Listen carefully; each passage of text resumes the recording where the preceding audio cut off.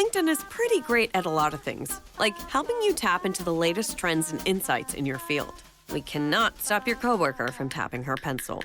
LinkedIn can help you find new jobs that align with your career goals.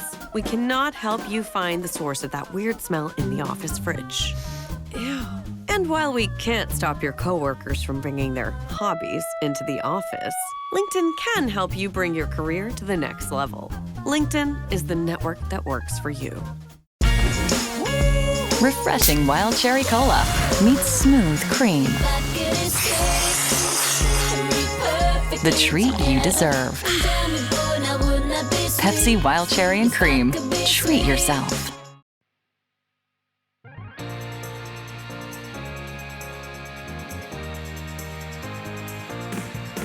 Welcome to the All Things Nintendo podcast. I'm Brian Shea, and this is a weekly podcast to discuss all the biggest news and games from the world of Nintendo. We are right smack dab in the middle of a super busy stretch within the games industry. We have 4 games to talk about in this episode, and that's not even counting the news or any final thoughts that we have in the run-up to the Super Mario Galaxy movie, which comes out next week. We will hit all of that and more in this episode, and I can't think of anyone better to join me than the man himself, Electric Playground's own Victor Lucas. Victor, how are you doing today? I'm doing great, man. Thank you for the introduction there. That's super cool. It's a pleasure to be here with you. I love chatting with you always. Yeah, it's always great to have, not only somebody who is so knowledgeable, so experienced in this industry. You've been around way longer than I've been around, and I've been around for, 18 years now. You're far more my senior in that regard.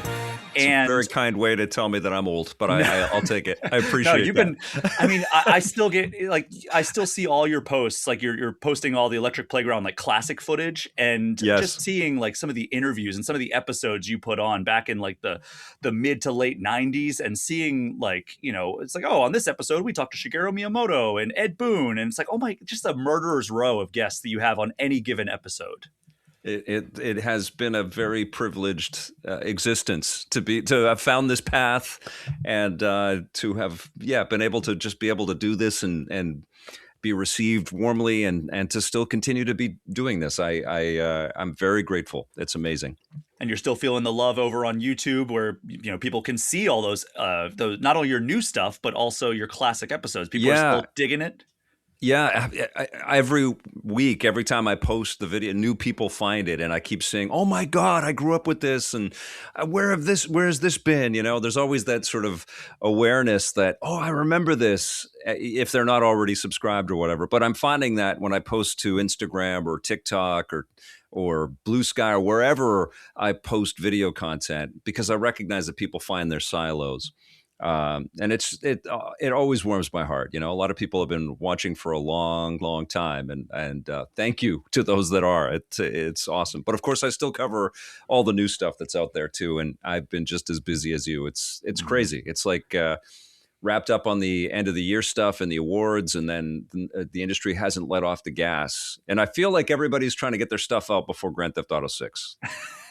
Does feel like everybody made a conscious decision that we're just going to crowd this spring, summer, and early fall as much as possible to avoid that nuclear blast radius that is Grand Theft Auto 6, if it even comes out. Because remember, I know last year it might push over. Yeah, last year all these developers saw Silk Song get announced, and they're like, "Oh, we got to move." So multiple developers delayed with the explicit reason of Silk Song, so they avoided that head-on collision, but then unknowingly delayed it to the end of September of last year, and then got into a surprise head-on collision with Hades 2. So it's like you kind of run into a lose-lose situation at a certain point.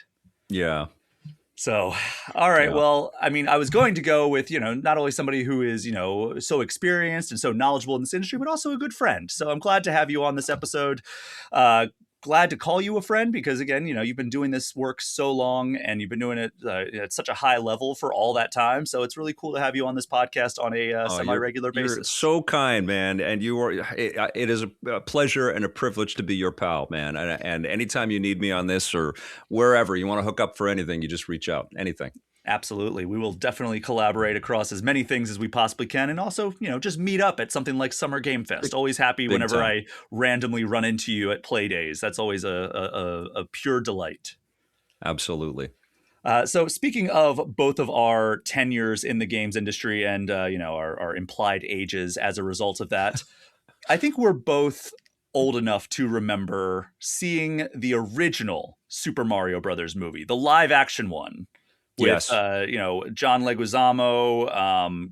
It's not Captain Lou. Bob Hoskins. Bob Hoskins. I always want to say Captain Lou, but I know that was the Super Mario Brothers Super Show that he was in. Yes.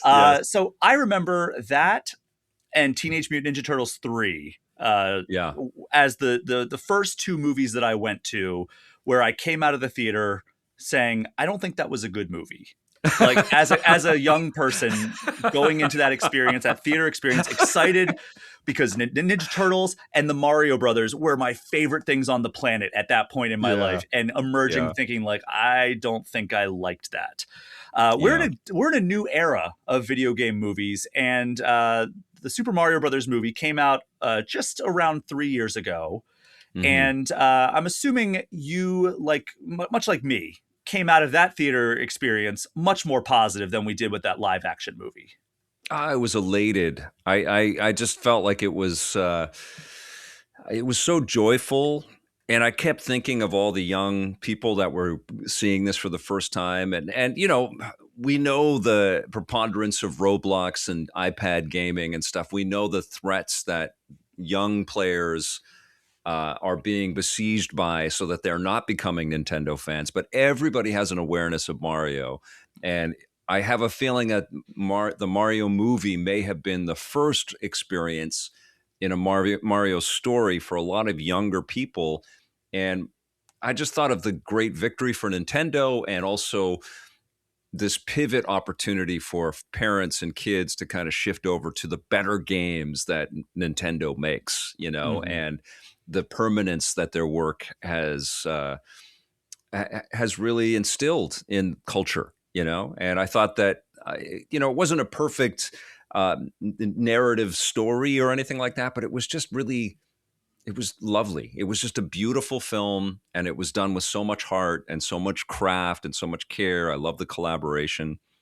I was very, very entertained by it, and I had to have the 4K Blu-ray when that came out. I don't buy that many 4K Blu-ray movie discs anymore. I've got a huge collection, so I'm very choosy with what I'm picking up that way. But I had to have that because it's just so absolutely special and spectacular. I can't wait for this new one. Yeah, so we're about a week out from the Super Mario Galaxy movie hitting theaters. In fact, next week, the episode will be largely focused on that. I will have a review of the movie ready to go by the time this show usually hits. So that will be the big talker next week.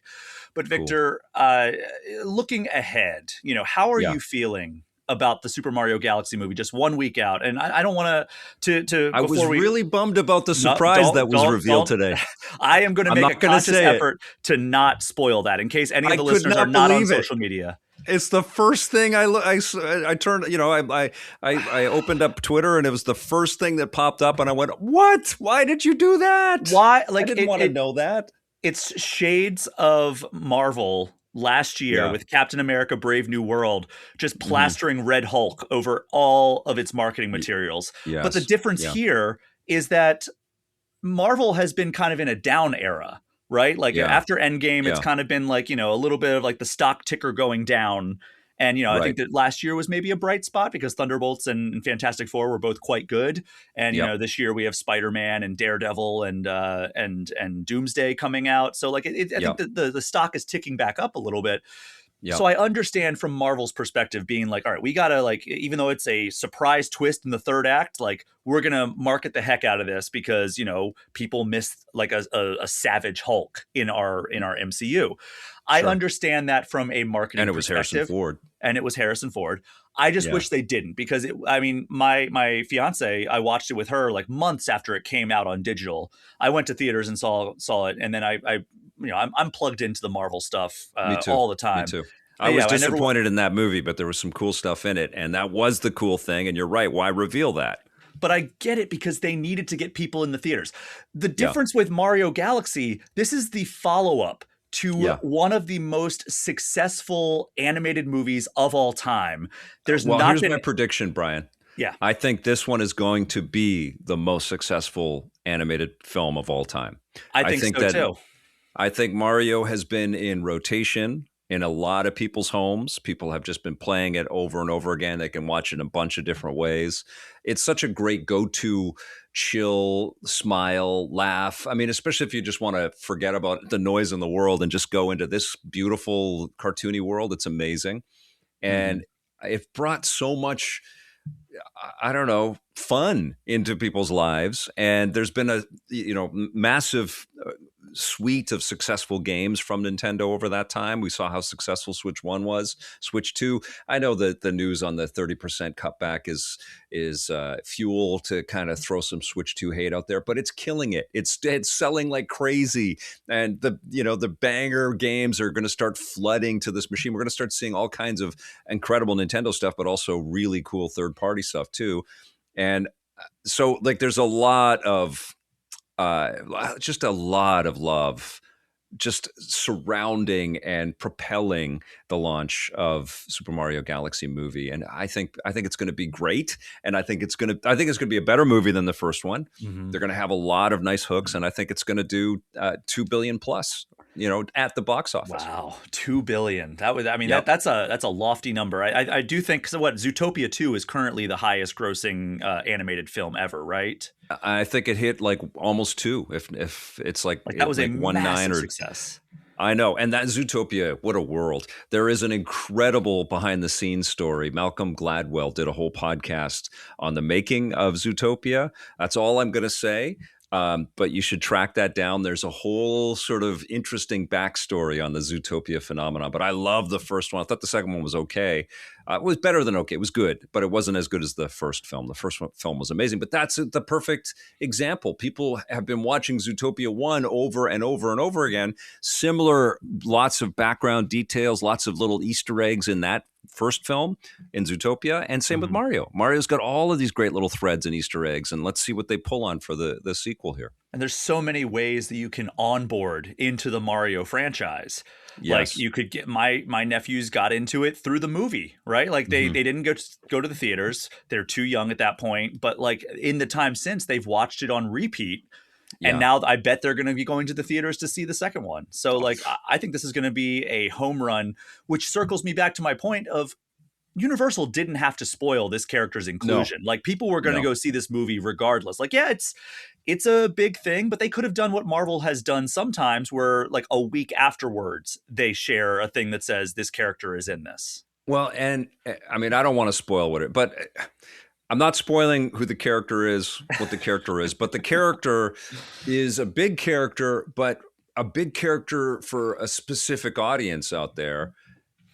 They're already getting the tickets to go see this thing, Yeah. So they spoiled something for people that won't appreciate why it's being in the, why they spoiled it. And it would have been like, it was silly. It would have been a genuinely big moment in the theater when that happened. For people that know the world and know so absolutely. We're not going to spoil it here, but I mean, if you've been on social media, it is completely unavoidable. There was a moment everywhere. I was on Instagram, and I think that it was 4 posts from 4 different accounts in a row shared. Yes. I scrolled. Oh, there it is. There it is. There it is. There it is. Like 4 full swipes to get past that poster. It's an official poster. It's not a leak or anything like that. No, it is an officially released poster starring this character. So we're in media, you and I, like we cover this stuff and we talk to people that make these cool things. And you're a super fan for everything like I am. Mm-hmm.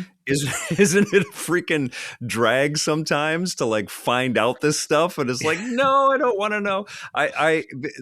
There's been stuff that's been coming. I don't know if it was a Marvel movie or whatever, but I've found myself just so pissed off at some of our colleague, brands out there that have released something. And I'm unfollowing you. No, I'm just like, I get so angry that something gets spoiled. But then, I try my best in my reviews to, dance around stuff. When I do movie reviews, I just use the trailer footage or a little, stuff that's been released.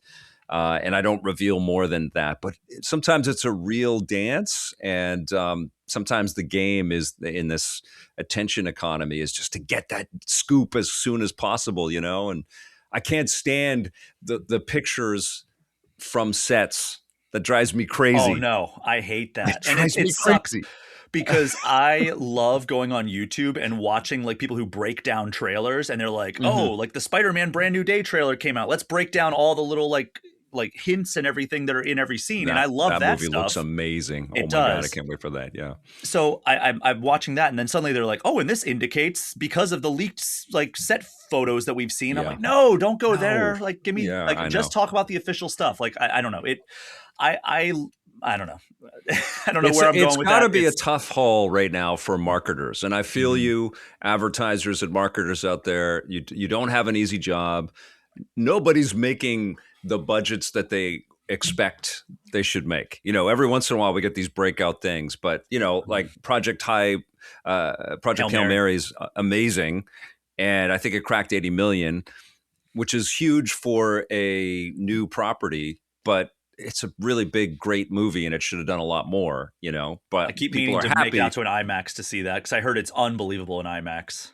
Yeah, it's a great film. But nobody's hitting those marks like they, unless you're Christopher Nolan or, you're a known entity or a sequel or something like that. We're really in a weird space right now where everything is just trying to crack through, trying to get some attention. But there's so much, man. Like we've never been in an era. And thank God they killed Sora. Thank God. We're not just going to have more AI slop of everything. Because that was the other, that was like the shoe dropping there. It's like, oh my God, no, we are already oversaturated with things to pay attention to. And now you're going to make fake things to pay attention. No, thank you, Yeah. We've never been at less of a content deficit than we are currently in human history. Yes. And I mean, dude, I'm a little older than you. I'm older than you, and so back in the 80s, like after Star Wars had hit theaters, and we waited 3 years for Empire and another 3 years for Return of the Jedi, all we had were the comic books and the Starlog magazines. We didn't have this suite of other shows and movies and things. And now, like, there's nostalgia for, like, I sometimes want to rewatch The Mandalorian or jump right back into, a Marvel film from 15 years ago or something like that, and because we're just moving so quickly and there's new project after new project like crazy. But back then we had to wait and we had to ruminate and we had to think and we had to kind of, people dissect trailers. We used to dissect these movies on VHS and look at all the backgrounds and the corners and read about them and all that stuff. It's very different now, man. We just don't have time to breathe. It's like you were saying, we're on to the next thing right away. Yeah. And I mean, to your point, I'm rewatching the full run of Daredevil right now because I wanted to get, reacclimated, and also getting my fiance caught up on it because she never watched the original. Yep. So amazing it's like, show. It's amazing. We're almost to the end of season 1, which has one of the coolest finales of any Marvel show ever. So I'm excited for that. But we're so bloody. That's the other thing. We're so spoiled. Like there is too much, but the quality of everything is so freaking good. People come at me all the time. Like, why do you like all the things that you review? And because I review, lots of different games and stuff.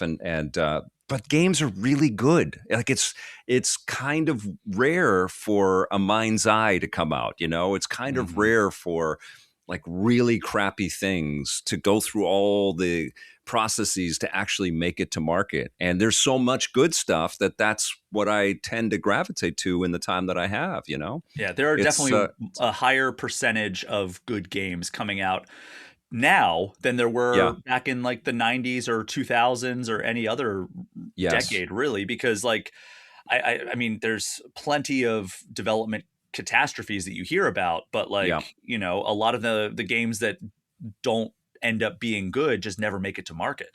They don't, and the studios close, and that's the difference, which I regret, because I feel like it was a healthier industry when companies could come out with a 6 out of 10 and still get to make a next game, and I think that iteration has borne some beautiful fruit. There's been some excellent games. Like Grand Theft Auto 3 was not a predictable outcome from Grand Theft Auto 1. Burnout 3 was not what you envisioned when we just reviewed Burnout 1 on EP Classic, and it was pretty good, but Burnout 3 melted my freaking eyeballs. Like I could not believe that game existed when I played it. I was, what the heck? I was so blown away by that game. God, we need that series back. Yeah, yeah, and you need the developers. You need to give them a little time to cook. I think that's what's going to bring it back to Mario Galaxy. I think that's going to bring it. That's going to be a part of this movie too. They've had time to cook. They've had time to, none of that relational stuff that they've had to kind of get comfortable with Nintendo and where they wanted to go with it. None of that's going to be there now. Like all bets are off. They're going to build something wonderful, I think. I sure hope so. And we will find out next week. That is when Yep. Super Mario Galaxy movie arrives in theaters. And as I mentioned, we will be talking about it all over next week's podcast. Cool. We're going to transition over to the news. But first, a reminder that this show is brought to you by the fine folks who support me on Patreon. Without them, this show literally would not exist. You can get access to the community Discord for as little as $3 a month. We are over there talking Nintendo and the latest gaming news all day long. But there are also $5 and $10 tiers to get you early and ad-free episodes, plus shout-outs at the end of every show. You can join the team that makes this show happen by going to patreon.com and searching for Brian Shea or All Things Nintendo. It is only because of the fine folks who support me over there that I'm able to keep going as an independent entity week after week. All right, so Victor, we're going to jump into some news, and we're going to start with some news about Nintendo itself. So the company has announced that starting with Yoshi and the Mysterious Book, which comes out May 21st, physical games are going to cost more than the digital versions that you can buy on the eShop. So here in the US, Yoshi and the Mysterious Book will cost $60 digitally and $70 if you want a physical copy from the Nintendo store. And Nintendo does say that stores that are not them can ultimately charge whatever they want. So like if Walmart wants to charge $60 for the physical to be competitive, they are open to do that. But I cannot imagine that like other stores are going to deviate too much once like, the company itself is selling it for higher at that MSRP. So Right. Victor, are you like pretty much full digital like me at this point, or do you still pick up games from like an actual store? Well, I'm digital because I'm a reviewer. And it's just the way that it works in the industry. If we're going to get access to early code, it's just way more efficient for the studios to send you a code, a couple of weeks or a month or however early you can get something. Earlier the better, by the way. Anybody that's working in press out there, these games are big, or in PR out there. But I strongly believe that physical should be a very important present and future for the video game industry. I think that it's incredibly powerful to hold something in your hand and to look at the art and to look at the way that it was all crafted. I think instruction books should come back as well. Oh, yeah. I think that the idea that this effort that it takes like years of effort, sometimes decades of effort, or a decade of effort to build this work of art and to just make it an icon on a digital store or on your front end is so reductive, and it turns this beautiful art into such an ephemeral piece of media, and it's also directly connected to the way that we consume television shows or movies or music or whatever. And video games are not that. They're truly little toys that developers build for us, complete with characters that we control and worlds that we explore however we choose to. And part of that experience should also be physicalized, and I think that there's a tremendous value there. But the other side of physical is that retail store experience or that convention experience, because a lot of this stuff ends up, retailers have footprints at conventions or whatever, or there's a used market or whatever. That is invaluable community building. That is like the exponential marketing around the value of the medium. And the industry has done so much damage to that, and they've cut back on that. It's not so much that the sales justify the expense of all of the cost to ship and which makes sense with some of the price changes and stuff. But it's that there are these dots, these shrines across the world where people gather to go in and check out what's on shelves and talk about new games and see posters on the wall and see these games on shelves, and they pick it up and it's a tactile experience. It's a community experience. They're vocalizing and expressing what they think about and what they care about and what they're enjoying. That shouldn't be lost. I think that has done a tremendous service for the growth of games, and the idea that games are something that is culturally relevant. And I think the sales the sales figures really kind of showcase that. I don't think that we are selling necessarily millions more now that we are shifting over to digital. I think we're probably selling around the same amount as we used to sell in-store shelves, but now nobody leaves their homes. And if nobody leaves their homes and nobody sees game content out in the world, are people sort of encouraged to communicate around game content with other people? I don't think they are. And so I think we've got all these different silos that are happening, and you can trace it right back to the idea that video games just want to keep you locked into an ecosystem or into a little bubble where you're clicking on things. And I think there's so much bloody value with walking up to an item on the shelf and picking it up and smiling to somebody that's shopping beside you and talking about how much you enjoy that. I don't think we should lose that. It works, I think, a little bit better for media that you just consume, passive entertainment, movies and TV shows and stuff like that. I think that's fine because that is an ephemeral experience. It's a momentary thing. But games are not that. They're much longer, but you also revisit them over and over and over again. There's probably closer to a book or a great record than a movie experience where it's just consume and then you talk about it later. No, a game is like, I'm going to try it this way. I'm going to finish Resident Evil 9 and I'm going to start it again and I'm going to talk about that, Anyways, so long answer, but I do consume stuff digitally because I consume so much, but and I talk about so many things, but I really strongly believe in the power of physical. So what's your read on this situation with Nintendo raising, or at least, changing the price of the physical copies to be mismatched from digital? Because on the surface, I've thought that this is how it should have worked from the start, because we should be saving the savings of not having to, physically produce these games and then ship them to stores and stock shelves and everything. I do think that should be passed on to the consumer, but it traditionally has not.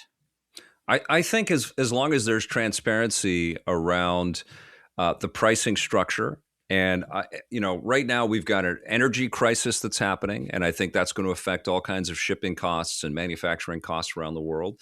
I just saw the USPS just installed a surcharge for packages now. Yeah. They just announced that, it's going to get worse before it gets better. I don't see a resolution happening anytime soon.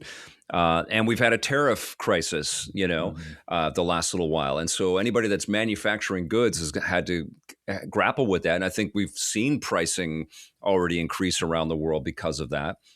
And that's incredibly unfortunate because it just creates pressure for the corporations, the investors in those companies that want to sell to more people, the consumer base. None of that is good.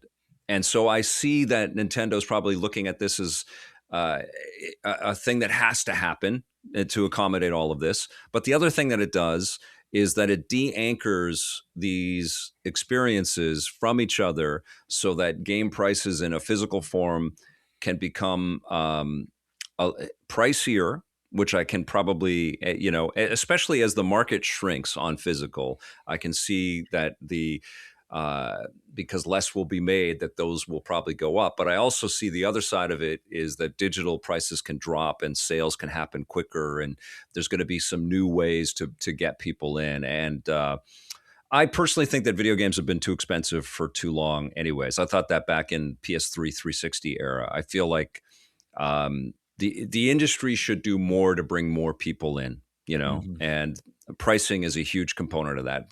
The pricing on video games, which should be essential, which you and I know, and everybody listening to this podcast right now knows, it should be essential entertainment for everyone. And there is a game for everyone, but the pricing really detracts from that. It's a steep barrier of entry. It really is. And that's why free-to-play has grown and become this infectious disease in our industry and has really tarnished what we think about the value of experiences in games. I've thought free-to-play when it first started to happen on the App Store was like, oh, okay, that's very, very interesting. But then I've grown to realize that no. And I was at that 2011 Iwata keynote at GDC where he said, look, this is the race to the bottom. If we don't put a value on these entertainments, then everybody's going to think they're valueless. And that's exactly what's happened. And it's saturated and there's just so much garbage. I would get so pissed off walking down the airplane aisle and seeing everybody playing Candy Crush. Candy Crush. Yeah. It's like, what are you doing? There's a million other awesome games to spend your time in. But I think games have been too expensive. And I think the industry, there's a lot of stuff to grapple with right now. I think they're too expensive to make. They're too expensive to. So once the industry gets through this, I think the industry needs to have and Nintendo could be leading a charge here. They could be saying, okay, physical, not everybody wants to get out. Not everybody wants to go to the store, but the people that do really want those collections will spend more. Nintendo's got to, I think, service the people that don't want the key card and want the whole thing on the cartridge a little bit more. And I think Nintendo I think Sony and Xbox should follow suit with that. But maybe what starts to happen here is there's a little more clarity on pricing. There's a little more clarity on the commitment to physical. And yes, the deals on digital should be more prominent, and people should be able to jump in, pick up a subscription on their console, because each one of the subscriptions for each of the different consoles makes a lot of sense financially. So they've got tons of games to play, but then they can also buy some excellent games at a very, very good discount price. I think that's incredibly important. And Steam has won because of that. Let's be honest. Steam has been this unbelievable catch-all for value. If you have the rig to handle the games on PC, your per game price is going to be a lot less because they can have these sales all the time. The sales, the bundles, all that stuff is incredible. Yep. Like, I have more games than I will ever have time to play. And I hopefully still have many years to go in this life. So, I don't see that changing anytime soon, because I also don't see the fact that I peruse my wish list on the eShop and on Steam almost every single day and see what's on sale and what's not. And then it's like, oh, that's only $3 now. I'm going to pick that up. Maybe I'll play it one day, and then it sits in my library unplayed for about 15 years. And then maybe one day I'll pick it up. Who knows? That's the way it works. But so you're fully digital? You're not a physical guy anymore? Yeah, it started off as everything handheld was digital, because I didn't want to lug around like 3DS cases in my backpack. Yes. I was like, all right, I'm just going to download all my 3DS games. I'll buy a super chunky SD card, throw it in there, and then just have every game with me. And that was like the start of it. And I was like, wow, this really is convenient. And early on in like the Xbox One, PS4 era, I was like trying to hold on to like digital, but then Nintendo went, hey, we're going to put out a system that's, handheld and home console. And that was the beginning of the end for me with any kind of physical. It's only like collector's editions that I really have physical copies of, because they come with I it. do have FOMO, though. Copy. I do have FOMO when I see YouTubers with their beautiful walls of red, because the Switch was such a huge proponent of physical cartridges. So there's everybody that loves that physical stuff has a huge Nintendo Switch collection. And I do have FOMO when I see that. I have a small Switch collection. But it looks cool, man. I don't know. Who's the guy? GameSack has this word for it. He calls it shelf candy. And I think that's a great observation. It is shelf candy, man. It is part of your identity a little bit. Yeah, if you love the wall of games, you would have loved the Game Informer vault that we had before we were shut down. It was just wall to wall, organized by platform, all kinds of different relics in there. We had the EP's PC got wall, that too, bro. Oh my God, it was incredible. We got that too. I know. I miss it. Zootopia 2 has come home to Disney Plus. Let's go! Get ready for a new case. We're the greatest partners of all time! New friends. Gary the Snake. And your last name? The Snake. Dream Team. New habitats. Zootopia has a secret reptile population. You can watch the record-breaking phenomenon at home. Zootopia 2, now available on Disney Plus, rated PG. And right now you can get Disney Plus and Hulu for just $4.99 a month for 3 months with a special limited time offer. Ends March 24th. After 3 months, plan auto renews at $12.99 a month. Terms apply. But we'll be talking a little bit more about the state of the industry at the tail end of this news segment. But keeping with Nintendo, now that Super Mario Bros. Wonder's expansion is out, which we will be talking about in the main segment of this episode, Nintendo has very obviously started to turn its promotional sites towards its next big release, which is Tomodachi Life: Living the Dream. Yep. And Victor, were you a fan of the original Tomodachi Life on 3DS? I go back and forth on these sim type games. I have the game, and I'm going to be starting it to review pretty soon. I go back and forth. It took me a while to really sync with Animal Crossing, and part of me to falling in love with it was definitely the slowdown time during the pandemic, and I do genuinely love it. It was an amazing release, and re-experiencing it recently with the Nintendo Switch 2 edition has been really fun. I absolutely love Pocopia. Oh yeah. I don't know. There's something. It's such an incredible game. Like the mystery and the finding of the different Pokemon everywhere. It's such a great. And I love Dragon Quest Builders. I loved The Sims for a long time.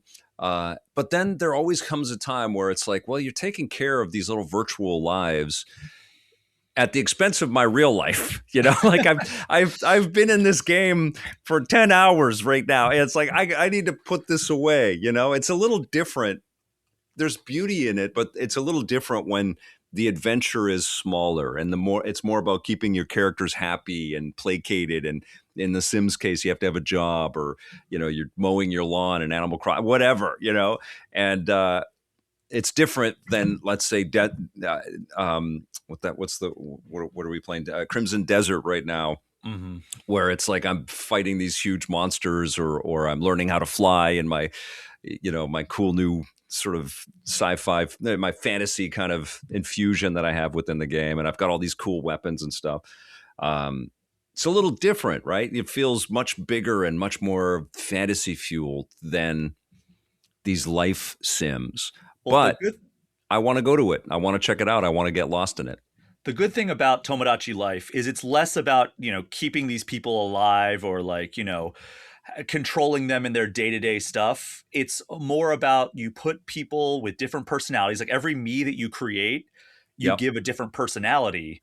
And it's like a few different sliders and everything. And you basically are just putting them on this island or in the town that the original one was on, and letting them interact. And you poke your head in every once in a while and be like, oh, what are these guys doing together? Oh, wow, this is some crazy stuff happening here. And it leans so heavily into the zaniness that the joy is in the interactions and the weird, unsettling text to voice that it uses. But it is so charming. And the original Tomodachi Life on 3DS is a top 5 3DS game for me, because it's awesome. Such a joyful, weird, and always hilarious experience. And everything I've seen about Tomodachi Life Living the Dream, which I also have for review, but I have not fired it up quite yet. Yeah. Because we're busy as hell with what's currently happening. I mean, you'll hear why when it comes to the main segment of this podcast. Yeah. But if people want to check out this new Tomodachi Life Living the Dream on Switch 2, ahead of its April 16th release date, there is now a new demo on the Switch eShop. Tomodachi Life Living the Dream Welcome Version demo. You can save your Miis that you create and transfer them over to the full version when the game comes out. So that's kind of become my, unless I'm doing something for coverage, I won't play a demo anymore unless I can transfer my save data over to the main version. I just don't have time to replay the same few hours of the same game. I'm right there with you. I generally want to have the full experience too. I kind of want to see the whole game. I'm psyched to try it out. And I think what Nintendo has done, and it speaks to this idea of sticking with it, right? That's one of the things that makes Nintendo so special.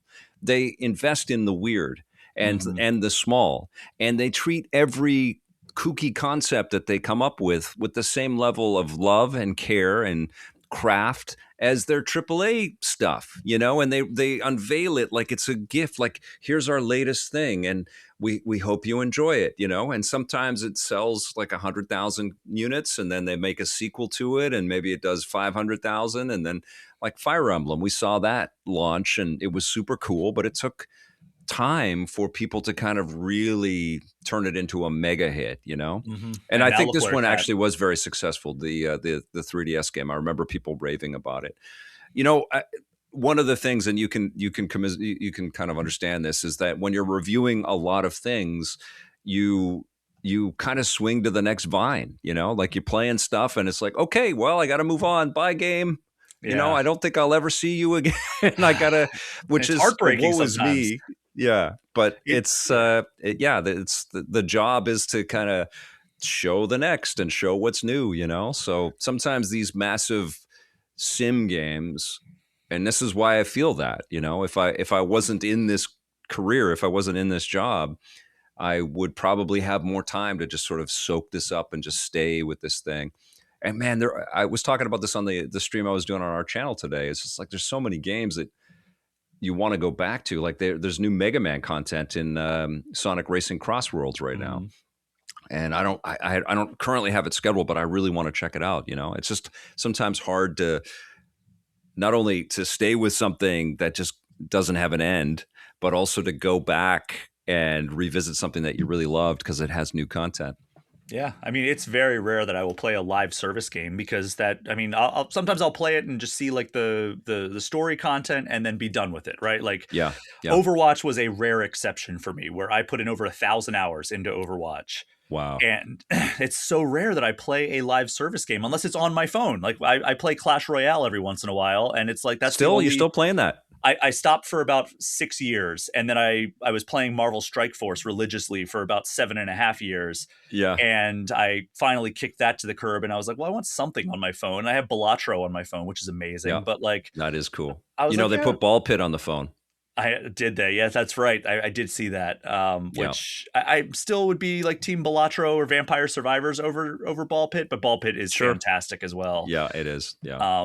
But yeah, I mean, it's just one of those things where I just don't unfortunately have time to keep up with every live service game because it's just a constant just like drip feed of content. And it's like I've already moved on. I've gone on to like 3 games since the last time I fired this game up and there was new content. So which is actually a perfect segue into the next I was item. just thinking that. So we're going to be talking about a Marvel collection in the next segment, but IGN actually got a scoop from an interview with Marvel Games' Danny Koo while at GDC, who told them that they are currently working on a Switch 2 version of Marvel Rivals.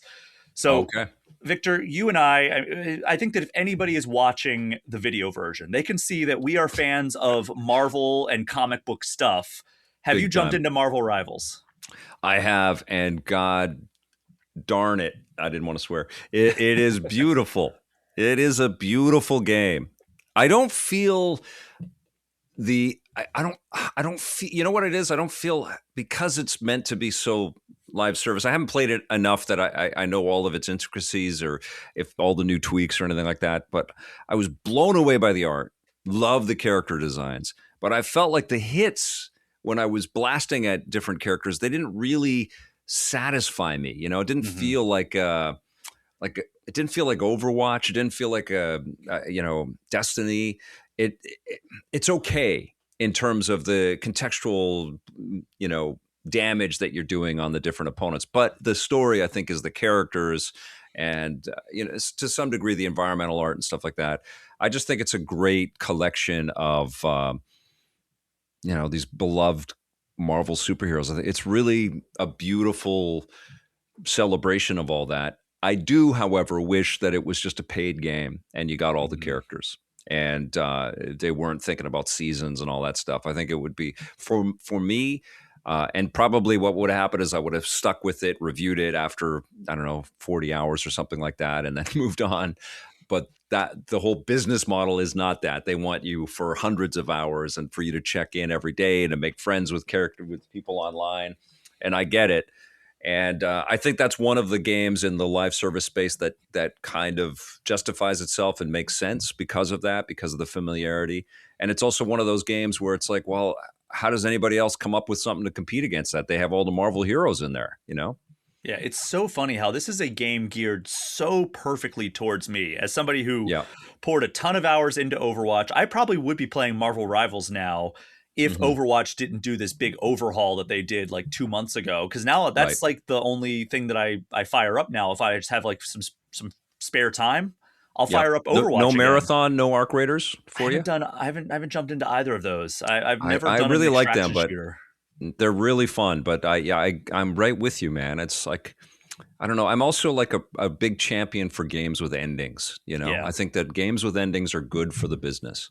Yeah, so I feel like I should, like every time I talk about Marvel Rivals, they just announced this big like lead up where they're going to be doing like the lead up to Doomsday this year, Yeah. where it's like right now I think they're doing like all this content based on the original Avengers movie, and then like in the summer they're doing an Age of Ultron movie like content, Cool. and then early fall will be Infinity War, and then Endgame, and then right when Doomsday hit, they'll have all this Doomsday content, which seems like such a home run and such Yeah. a great way to like, you know, get people who are like maybe not the biggest like Marvel Rivals fans interested in this, because it's certainly working on me where I'm like looking over the fence like, oh man, that I looks know. really cool.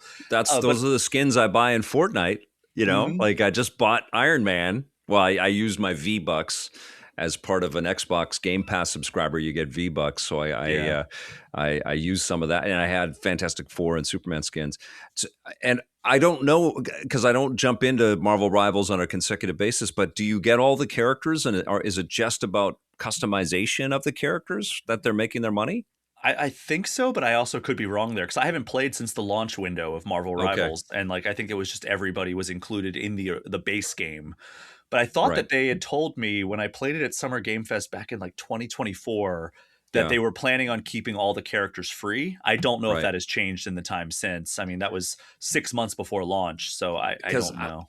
I mean, I see that becoming a financial issue for, because here's my thinking on this, and this is true for Marvel Ultimate Alliance and lots of other things too, where you can customize your. I like the costumes that I know. You know, I like Yeah. the costumes that they come with. You know, like they're based on something. It's like that. I'm just going to keep that. I'm not going to buy a hat for the thing. You know, like no, that's.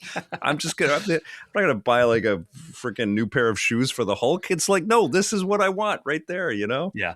Even on Marvel's Avengers, that which, you know, was a pretty substantial failure for Square Enix and Crystal Dynamics, I Yeah. enjoyed the story mode of that. Me I too. hated the Me live too. service stuff, but the stuff that I was interested in were the things where it's like, okay, well, here's the Captain America Winter Soldier outfit Yeah. for Captain America. And I'm like, okay, I want that because it looks like the version of the character that I'm most familiar with. Exactly.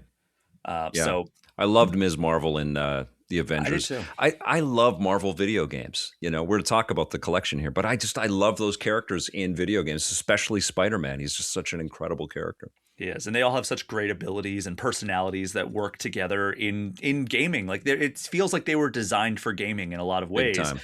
And we'll talk about that when we talk about the Marvel Maximum collection in the main segment here.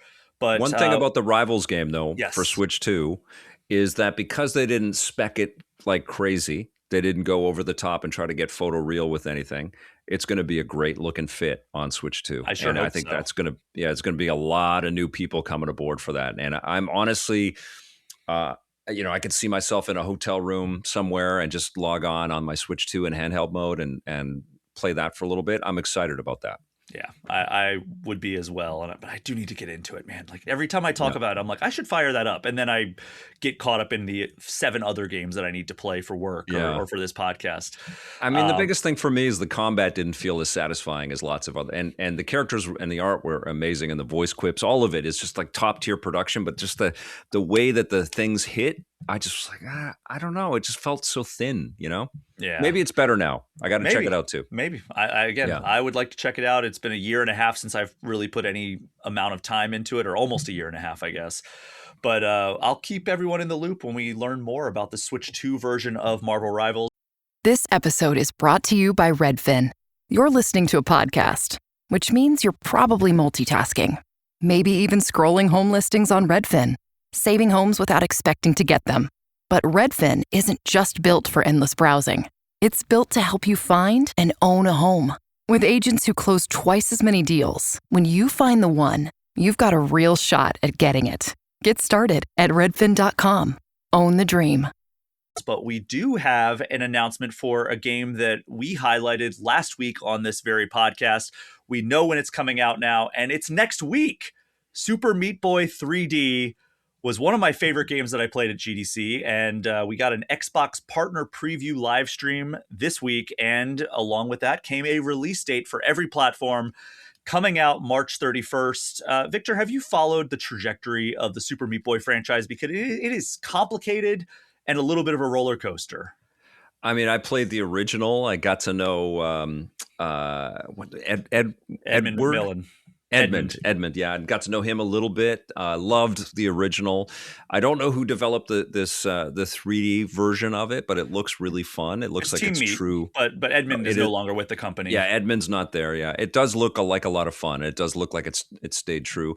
I love the trailer that dropped with the release date announcement. I thought it was hilarious with the guy just destroying his room. That's so indicative of the rage that we all feel in a game like that. I'm psyched to try it. You know, there was this excellent robot variation of that. It was called Bzzzt. Right, yeah. It was like because it totally borrowed from Super Meat Boy. It's the 2D version, and I had loved that game. I thought Bzzzt was just so freaking cool. Again, it's a very small team, pixel art, great Switch pickup.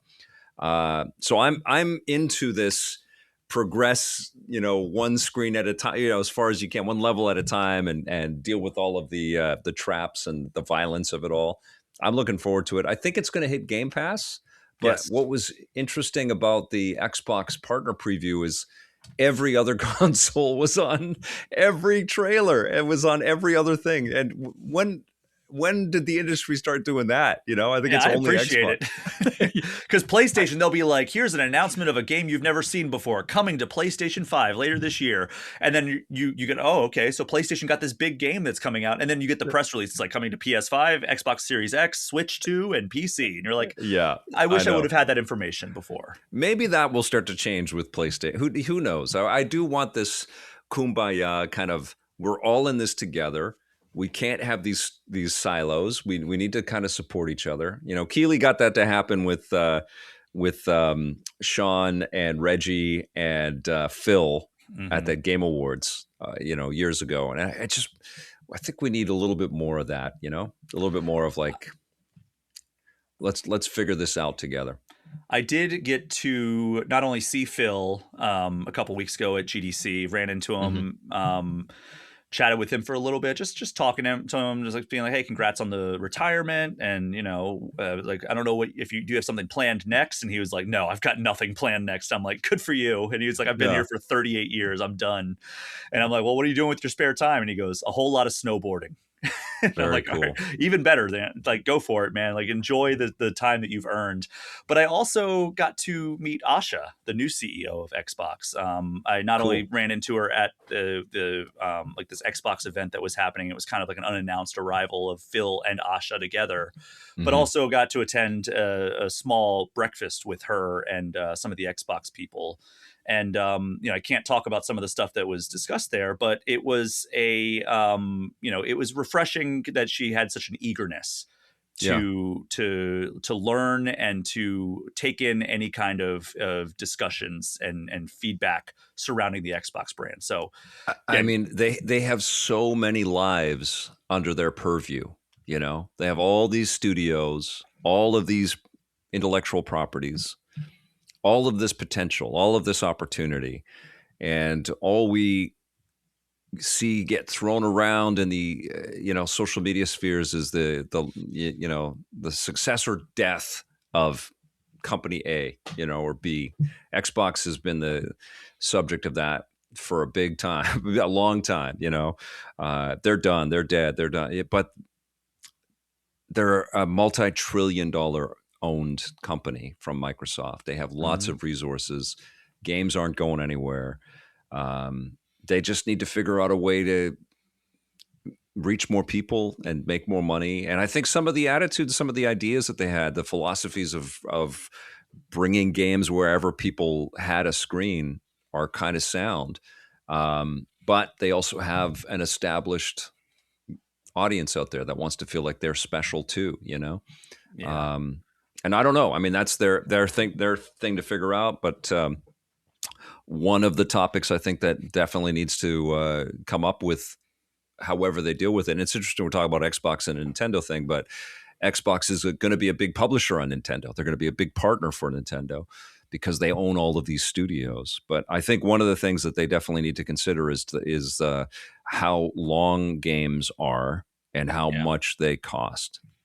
And they can make some real changes there. They could make some really big moves that change the business. And then if they do this partnership with Netflix that's being rumored about, and they can kind of figure out a better offer on Game Pass and find new ways to reach people through that. It could be very interesting. Yeah, I mean, there's a lot of interesting things happening in the world of the platform holders right now. We just Yeah. got a new president of Nintendo of America as well. And it's like, Right.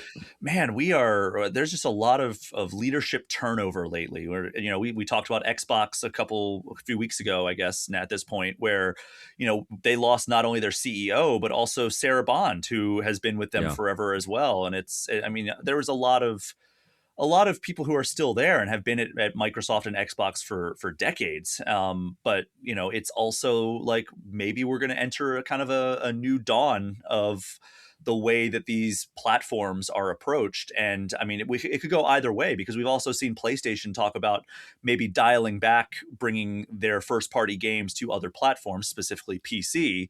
Yeah. I don't know if that's going to extend to coming over to Switch. I don't know if that's going to mean that like Microsoft might follow suit. I mean, Phil, I don't think would have ever dialed it back, but we don't know what this new leadership is going to do. Yeah. And I think that, the feedback from the Xbox faithful has been loud and clear that like, hey, I dropped $500 on an Xbox Series X back in 2020 with the promise that this is going to be the only place to play Halo. This is the only place to play Gears of War, the only place to play Forza Horizon. And now they're all on PlayStation. Like, why did I spend money on this? Why didn't I spend my money on the PlayStation instead? Yeah.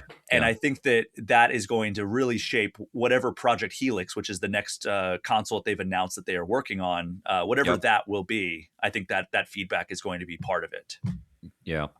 Yeah. No, it's, I mean, I've tweeted this, but I really do feel like part of Xbox's future as a distinctive platform is to honor their past and to make their previous games accessible, go back into their IP that they have that has been squandered, like MechAssault and Crimson Skies, and kind of celebrate their longevity. It's honestly like Nintendo's a different thing. Like they're their own ecosystem, but they kind of show the market how to treat and care for what they make in the not always most consumer friendly way. Like I feel like you should be able to purchase the classic games if you want to, like we used to be able to on the virtual console.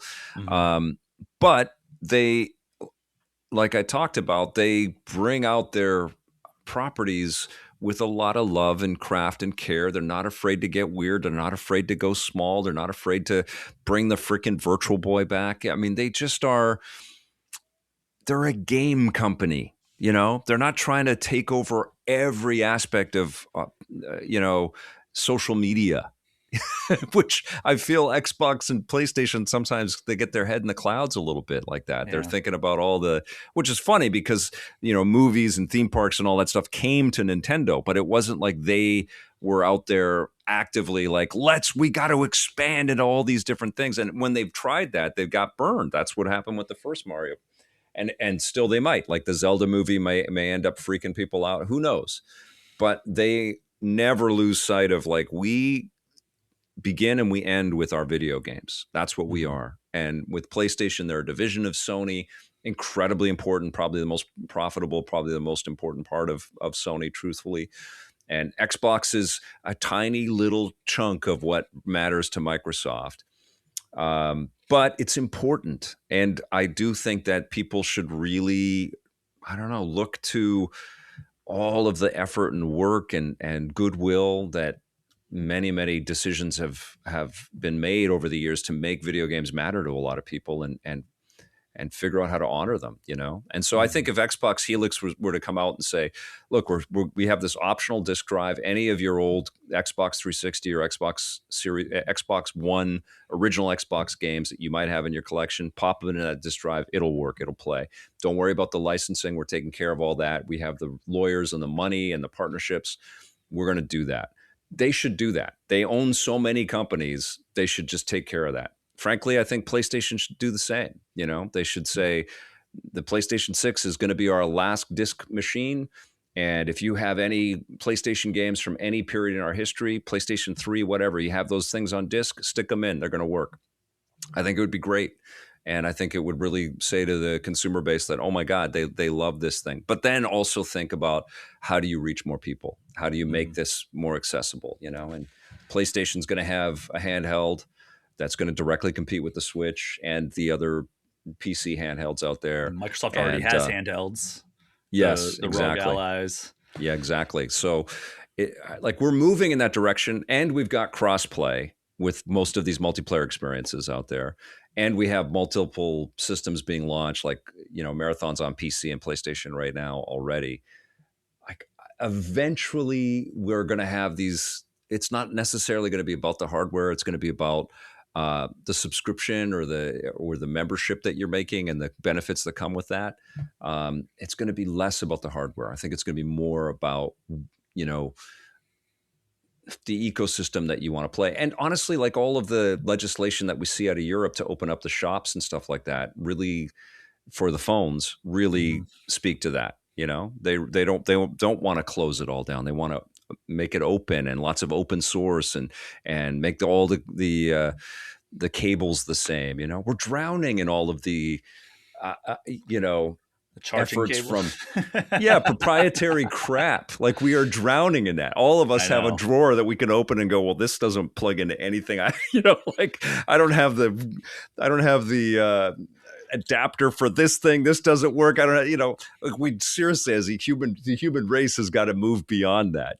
And Thank eventually, God everybody's moving on to the USB-C. Like, I am so in favor of USB-C. I think that's a wonderful cable. I hope we keep that for everything for as long as possible until something better comes along, and then they all agree that we're going to go with the next. Don't you hate HDMI though? Don't you freaking hate HDMI and the handshake BS? And, like, you have to turn on your receiver and your TV, and sometimes they don't talk to each other. And it's like, and then your conscious like, just work, like we have we've got this, like, mountains of proprietary stuff that we have built as the human. It's like Wall-E, all of these gadgets that are useless because we've lost the cable for them. It's nuts. Well, Victor, we have one more news story to talk about, and it's unfortunately a bit of a downer. Before we, to be clear, we are going to transition after this downer story to the joyful experience that is Super Mario Brothers Wonder. But first, Epic Games, the makers of Fortnite, the owners of Rocket League, and the developer behind the most widely used video game creation engine on the planet, the Unreal Engine, has laid off more than 1,000 people. And the company will also be cutting job listings, canceling contractors, which means additional people will likely be losing their livelihoods. And then the Epic Games CEO, Tim Sweeney, wrote an open letter blaming, quote, slower growth, weaker spending, tougher cost economics, current consoles selling less than last generations, and games competing against increasingly engaging forms of entertainment. And then Sweeney also said that the team has failed to consistently deliver the, quote, Fortnite magic with every season. And then he goes on to ensure us that these layoffs are not related to AI, which, I mean, I guess that's the silver lining there. But I really want to emphasize this. Like, 1,000 people are without work now, more than 1,000 people. That is larger than the total size of many AAA studios. That is the equivalent of a major studio just being shut down entirely. And this is the studio behind Fortnite. I know, it's insane. So really proving out how precarious the live service race is. But Fortnite's already made so much money that maybe there is this, discussion to be had about when to call it quits. When's enough? This opens so many topics of discussion. First of all, the cost of making games is insane, and the industry needs to figure a way back to some kind of healthy number. People shouldn't be chasing 2,000 people working on a game. They shouldn't be chasing that. They should be chasing 100 people working on a game that will sell, people will play all the way through, and then they'll buy another game. That's when our industry, I think, was the healthiest, when we were on a full-on, across-the-board upswing. Now, there's been some huge, huge wins in live service. Fortnite is one of them. All the EA Sports, games where people are buying all of these cards and stuff, Marvel Rivals. sure, there have been these huge things, all the free to play mobile stuff that has hit, Genshin Impact and all that. I totally understand it, and companies have FOMO, and businesses are there to make money, and they look around and they go, well, these guys have all of this money, but it isn't a happy story a big chunk of the time. There's a lot of work that people put into these things, and people never see. I think that it can become really hard work for people that are just sort of iterating on little assets and stuff like that for people to purchase. I don't think that's especially, gratifying, artistically joyful work for people that can build more, and they can. And I also think that, as we've been talking about, these live service games suck the oxygen out of the industry. They really keep people trapped inside of these forever worlds, when I think the better call is to make smaller games with smaller teams that cost less for the consumer to jump into, and they feel satisfied and they feel compelled to continue their journey into video games, and they're being marketed their next adventure and their next experience. That's how it was built, and I really feel since Fortnite and World of Warcraft and EverQuest, some other huge titles, and kudos to everybody involved in these games that were world changing. But until then, the industry was just built brick by brick on the idea, like, we build a product, we ship a product, we get rewards from that product, and we get to continue. And it did. It was healthier, and it wasn't so life or death. And now it feels like everybody is trying to hit a grand slam, or they're out of business. And if they don't hit that grand slam, they're out of business. Like High Guard and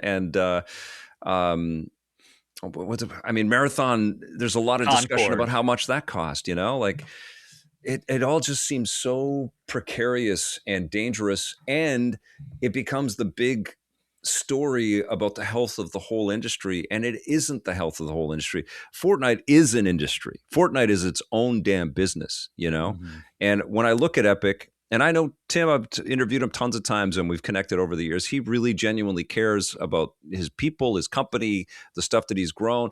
I think what's happened though too is like his worldview is like he's breathing billionaire air, like he's in a totally different stratosphere. And I think it's almost like, and I've seen this happen a lot with executives, they become like we play The Sims, they play Sim Company, and they have control of a whole, thousands of people's livelihoods. But think about, instead of, letting all those people go, but like finding a different path and pivoting and siloing out each of those, that 1,000 people into 10 groups of 100, and to think about what they could have built and where they could have gone with this. And Epic has a history in narrative-based work and single-player stuff, Gears of War. Like, they could have done a lot of interesting things with that amount of resource, and that's the heartbreak, Yeah. But it also signifies that now it's time for major sweeping change across the industry if Fortnite can't do it.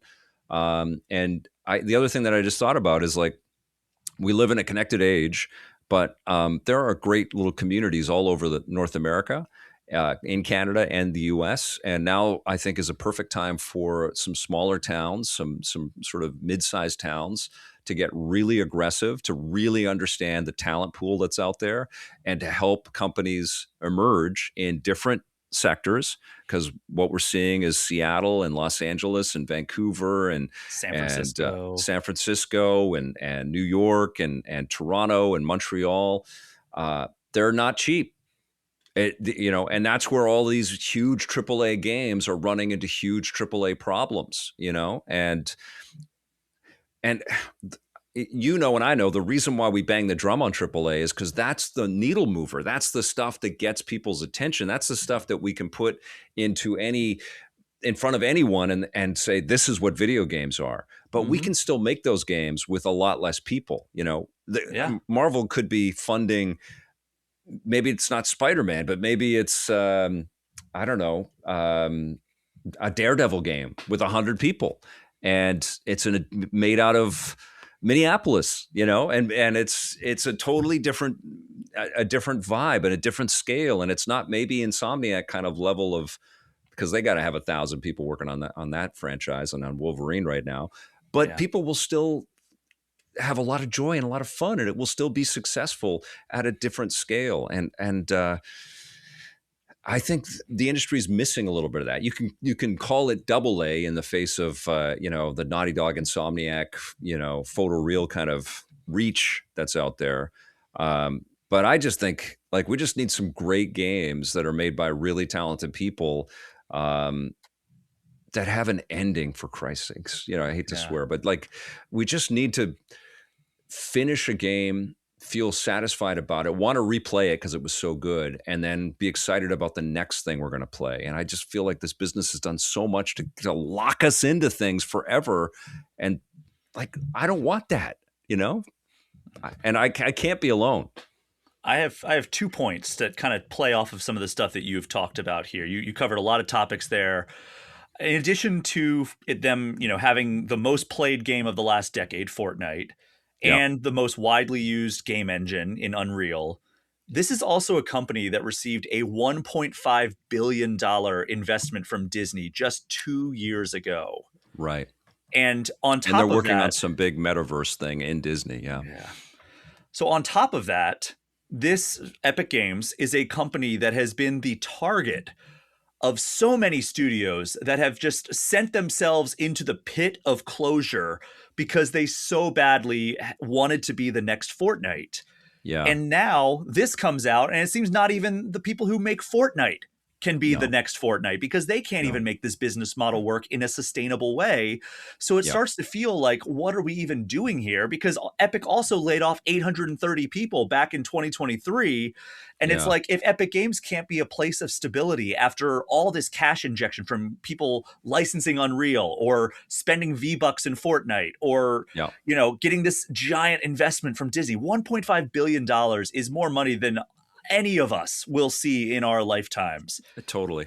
And like, what can be a place of stability? I guess it's like the small indie studios that aren't having all of these insane expenses. And I don't know. I think that that we are going down a very dangerous path in this industry, because we are inevitably, with how unstable everything has been, we're going to see this mass exodus of established talent because they need a job, and the games industry is not giving them the stability that they need. And like, when you're in your early 20s and you lose a job, you go, oh, okay, I'll get another one. When you're 55 years old and you lose a job, you start to think like, maybe I need to look elsewhere because I don't feel like going through like, with all that experience and know-how and ability to ship.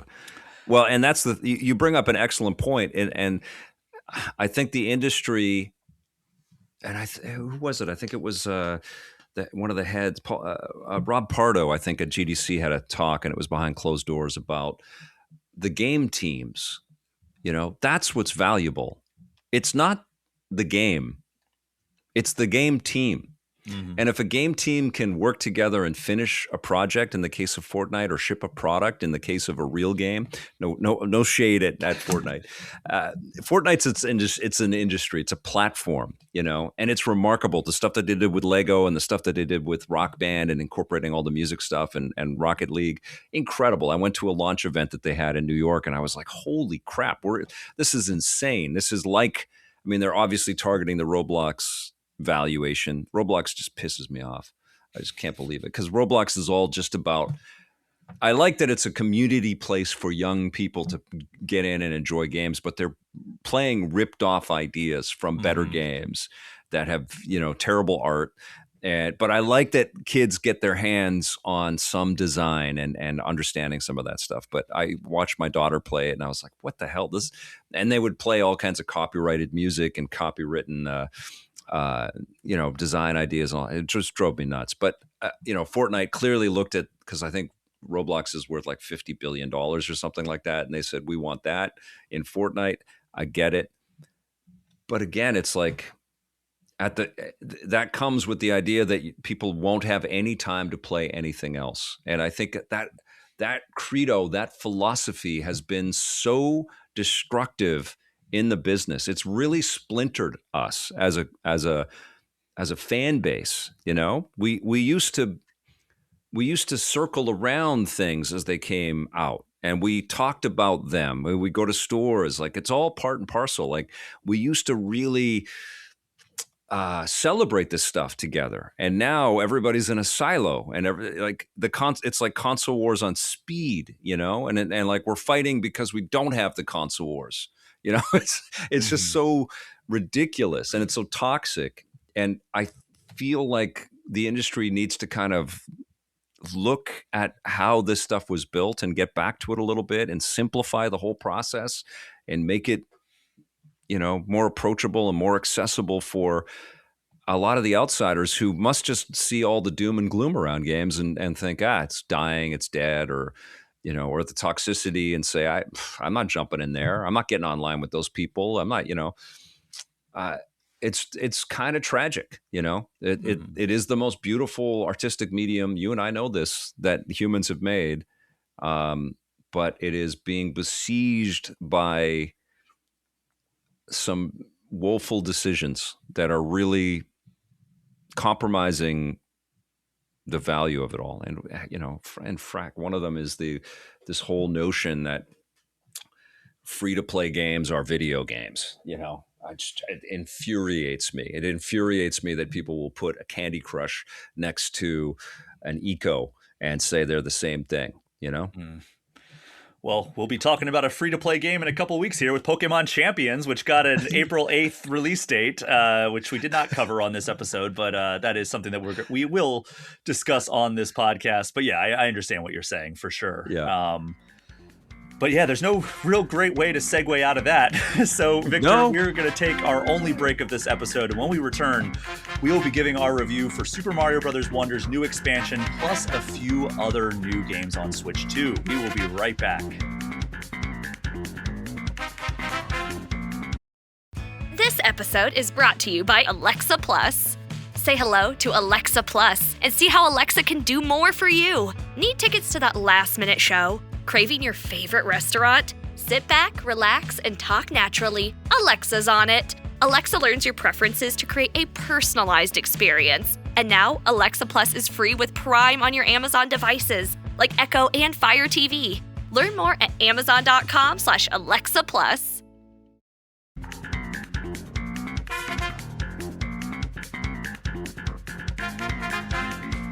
We are back, and Victor, we were just talking about this last segment, but one of the coolest perks of what we get to do is we get to play a whole lot of video games. And yes, that has never been more evident than this week, as we have all been playing a ton of new releases that really span a wide range of genres. We're just going to be talking about the ones that are coming to Switch. So this is not even everything else that we're playing right now. You mentioned Crimson Desert. I've been playing a couple of other games, but it's been a very busy time. But the first and most obvious one that we will be talking about is, I guess you could call it anticipated, and I'll explain what I mean by that here in a second. Yeah. But the expansion to Super Mario Bros. Wonder Meetup at Bellabel Park. And the reason that I said I guess anticipated was because I feel like the marketing of this game really let what this is down. Because I looked at this, and based on all the marketing that they gave us, I was like, oh, they're adding Mario Party minigames to Mario Wonder. I don't really care about that. You and I played them together. We joined a play session and played through a lot of these minigames together. But that was maybe no offense to you, you were great company, but maybe my least favorite part of this package. I think that there was so much more to this that they didn't really even market until way late in this promotional cycle that ended up being by far my favorite stuff. Some of my favorite stuff in the Mario Wonder package in general. Well, first of all, it's an incredible game. It's it's probably top 3 2D games that I've played in my life. I just absolutely love it. I feel, we talked about this with the Mario movies, but it's so joyous, and the first time the flowers speaks to you, and then the first time that the flowers sing in chorus and stuff, I was just mind blowing. I love this freaking game. And I did enjoy those mini games, but I think the challenge is going to be to collect the people to play those mini games on a regular basis. And Nintendo thankfully did do that for us. So we got to taste a lot of it. And I played some of the co-op and competitive stuff with my daughter because there's the local multiplayer stuff, Yep. and then there's the online multiplayer stuff. But you're right, there's some single player component material in there, which is really fun, like fighting the Koopalings and all that.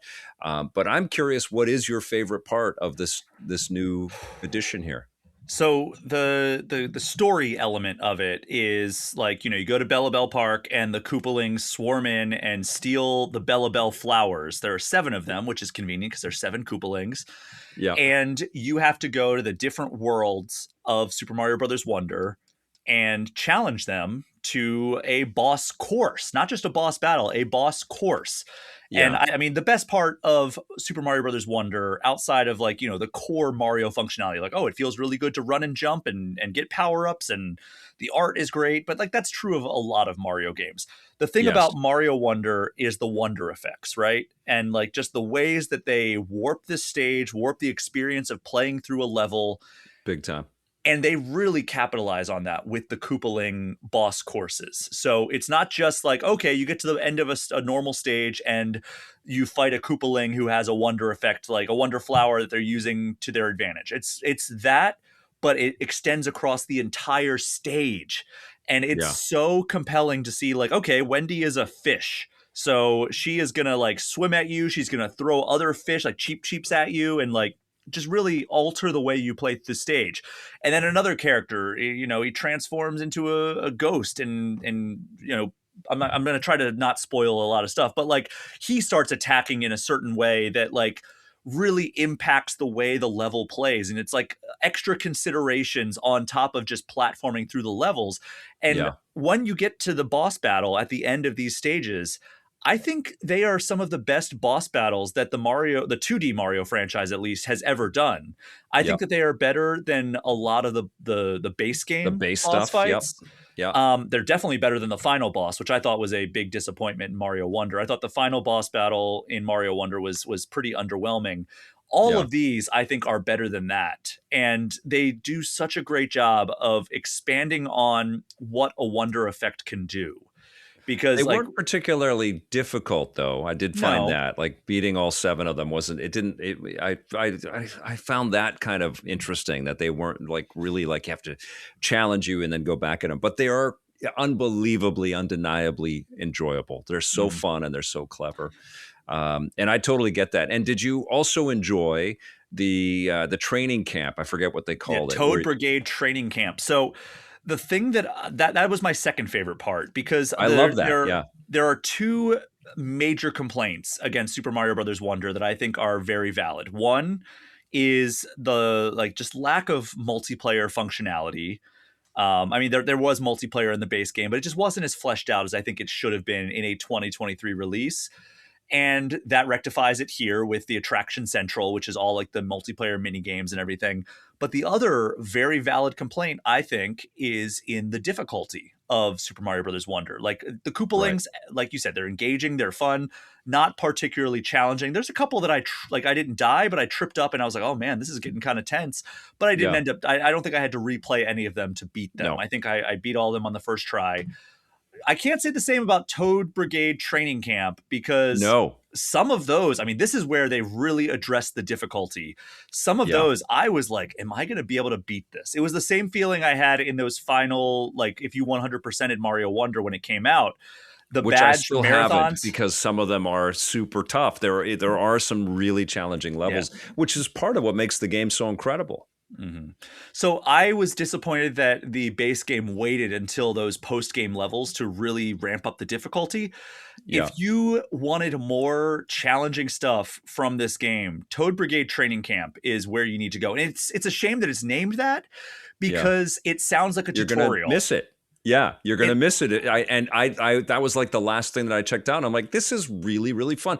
Really what it is, it's a taste of some of the mechanics that you get in the mini games.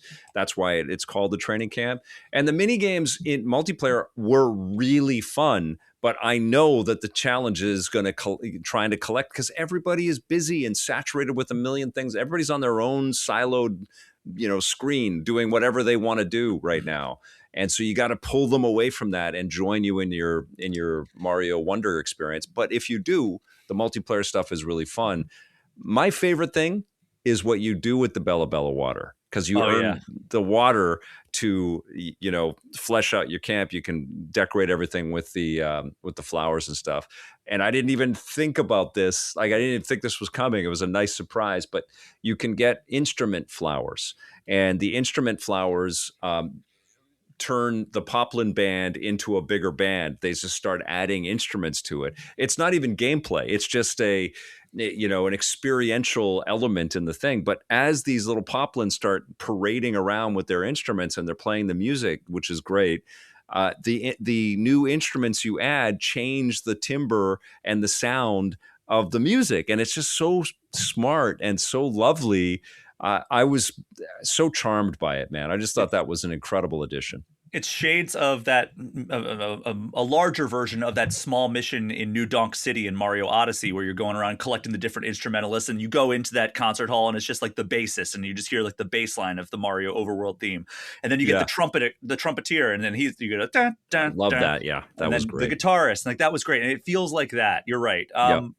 But to talk about Toad Brigade Training Camp, just to give people a rundown of what this is, it's like kind of like siloed different challenge like courses, basically, where it's like this one, it's like, here's a bunch of stages where you have to collect all the coins before the timer expires. Here's a bunch of stages where you defeat all the enemies before the timer expires. Here's one where you just have to get to the end. Sometimes in waves as well. Like, you have to get past the thing and the timer is still counting down. You get to the next stage, you got to still get all the enemies, and they're different, and the mechanics are slightly different for each of the enemies.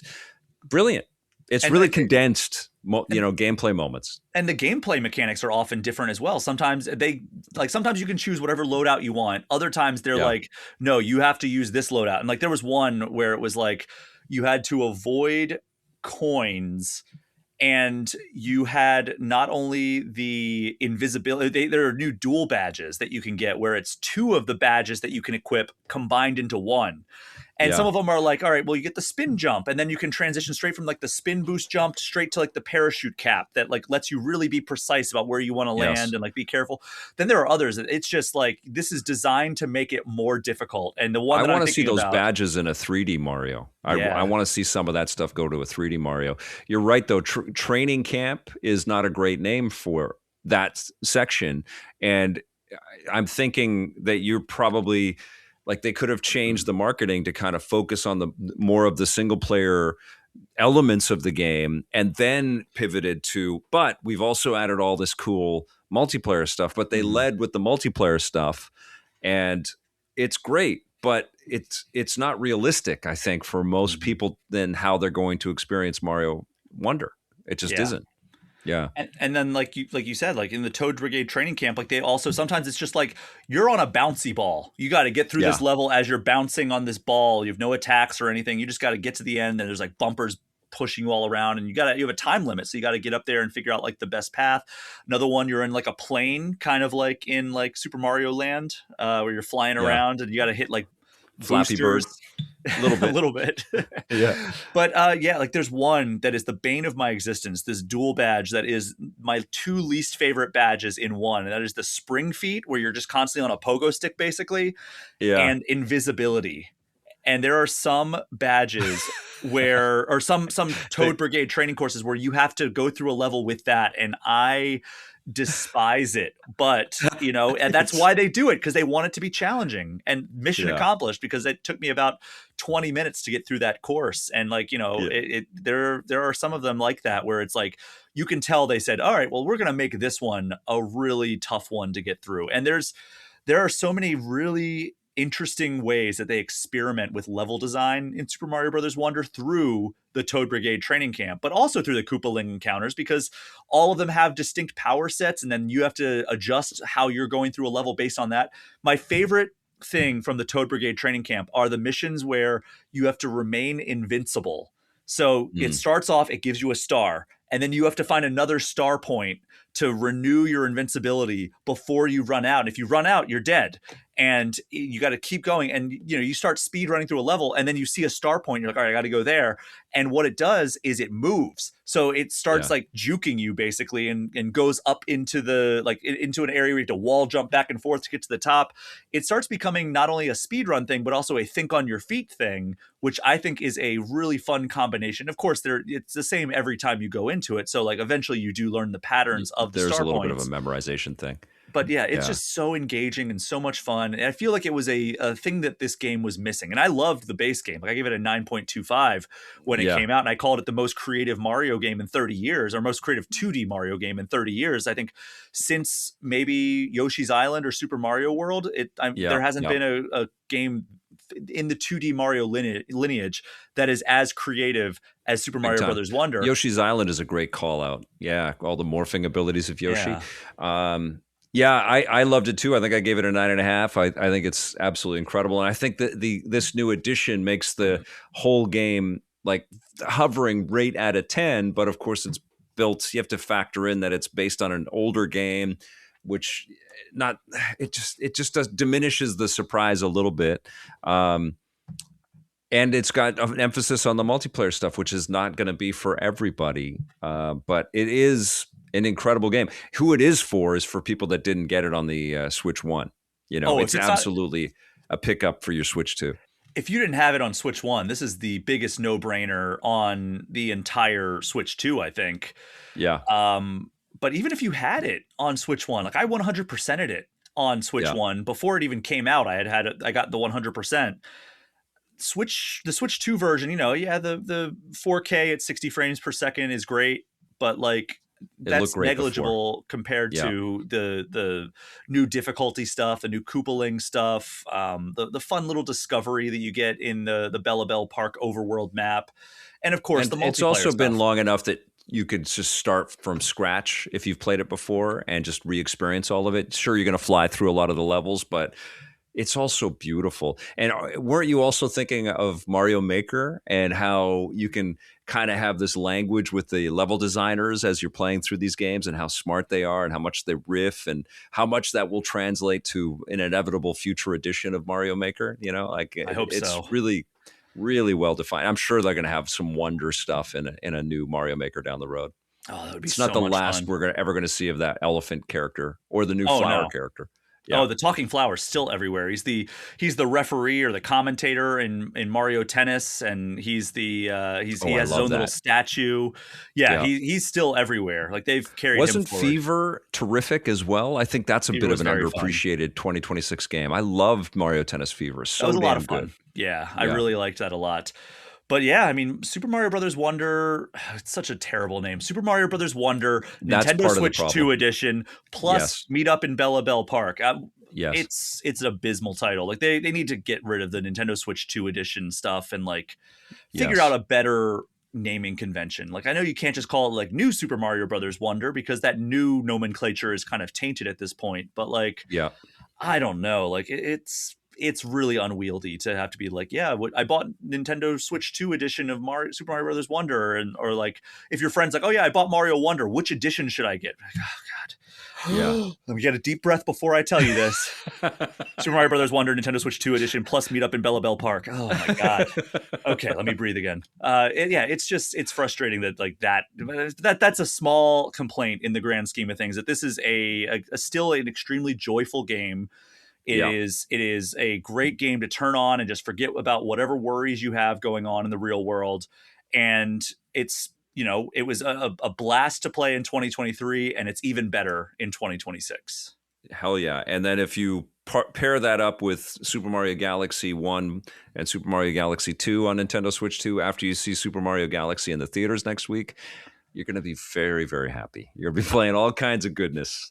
I mean, I do want to talk. Once this movie is out, I am going to talk more about that character that we alluded to before, and the implications of what that means for that character going forward in video games. But we don't want to dwell too much on that. But anything else we want to talk about in the Mario Wonder 2 Bellabel Park expansion? I just, I encourage people that do buy the multiplayer stuff to try to drag their friends and family to sit with them and to play some of that stuff in multiplayer because it is really fun, It does have game share. And it does have game share, yeah. So, get some people together and check this thing out. Yeah, and I know I downplayed the multiplayer stuff, but I had a really good time with that as well. But to Victor's point, it was it can be a challenge to get people together as adults anyway to play the same game. Or kids, man. I asked my daughter to play, and it was a little bit of like, come on, sit down with me and play. And we did have a good time. But, she's 14, so she has a lot of her own stuff that she syncs with, and that's what she loves. She's still loving Animal Crossing, and she's playing Pokepia right now, and she's loving that too. So sometimes it's hard to like, come on, let's play with Dad. Let's go. It used to be a lot easier, is what I'm telling you. Yeah.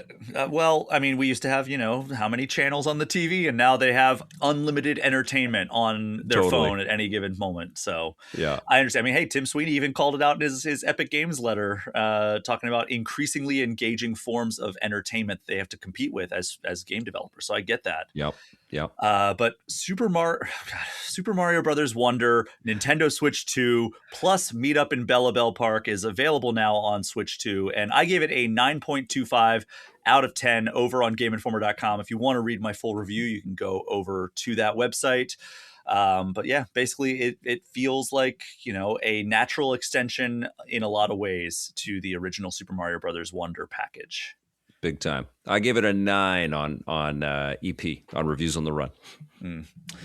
Well, you can go to Electric Playground, the YouTube channel, and check that out, and you'll see Victor's full review as well. So go check out both of those if you want to hear more about that package. We have another game to talk about. The last 3 games we're going to talk about are a little bit breezier than Super Mario Brothers Wonder, Nintendo Switch 2 Edition, plus Meetup in Bellabel Park. And the names are also a lot breezier to say. And that is, the first one is Marvel MaXimum Collection. There, I can easily say that in one breath. And this is a thing that kind of came out of nowhere a few weeks ago. Yes. And it's a collection of 6. And it's here. Yeah, I know. It's crazy because like it just felt like it crept up on us.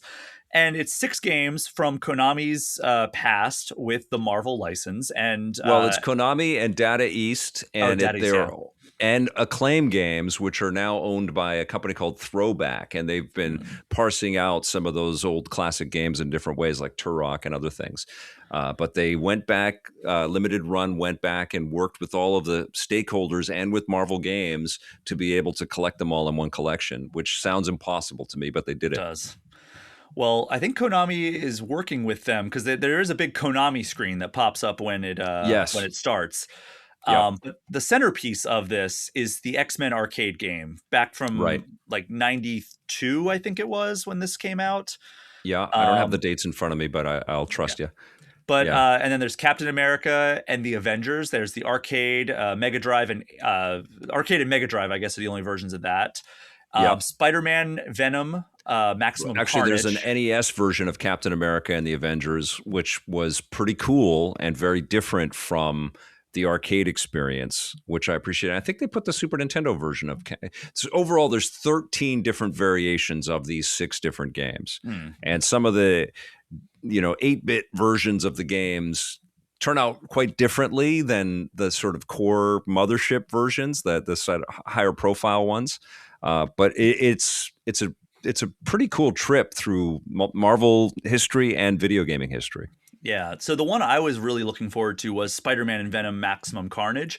And that's because I never played it when I was a kid. I always saw the ads because that red sky over New York with Carnage like reaching out towards you was so iconic back in the 90s. Like that was, and the red cartridge for Super Nintendo. Yeah. Oh my God. Yeah, I wish I had that. But then I didn't even know that there was a sequel to that game, which is Venom and Spider-Man Separation Anxiety, with Venom getting top billing there, which is a fascinating thing. That they also have the Super Nintendo and Mega Drive version as well. Yeah. And then there's Spider-Man and X-Men Arcade's Revenge. Yep. And I think Super Nintendo, Genesis, or Mega Drive, Game Gear, and Game Boy versions of that. And it's fun to it's fun to look at all the different versions. It's pretty cool. My favorite, I think, is the Genesis one, and then Silver Surfer right on NES. Yeah, so lots of games to pick through here. I already talked about Maximum Carnage being the one I was most looking forward to in terms of like getting into a new game and seeing like, oh, did this live up to the hype that I had, that I built up for it back when I was reading like magazines in the 90s and seeing that ad. But the game I was most excited to play actually, and excited to have a home version of, was X-Men Arcade. Like, Yeah. one of the most beloved arcade games of the 1990s. It's still a game that I will go to the arcade and put several dollars worth of money into, or tokens into. So replayable.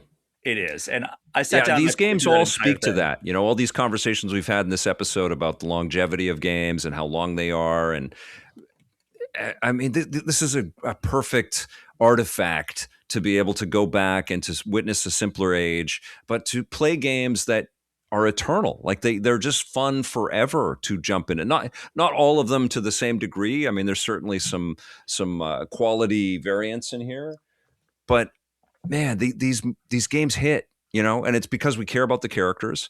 But I can also feel that, and I said this in my review, is you can feel that from the developers. Like they knew their responsibility and they contributed, you know, they really came with some cool ideas, and it was really fun. And I'll tell you the one that I'd played X-Men in the arcade, and I've dabbled with it over the years a little bit, but you know, not in a great length like we're able to do through this collection. But the other one was Captain America and the Avengers, which has dinky sprites. Like all the characters look pretty small because it's meant to have 4 different players up there at the same time. X-Men, you can do that as well with much bigger sprites. So the art is a lot flashier with X-Men. Mhm.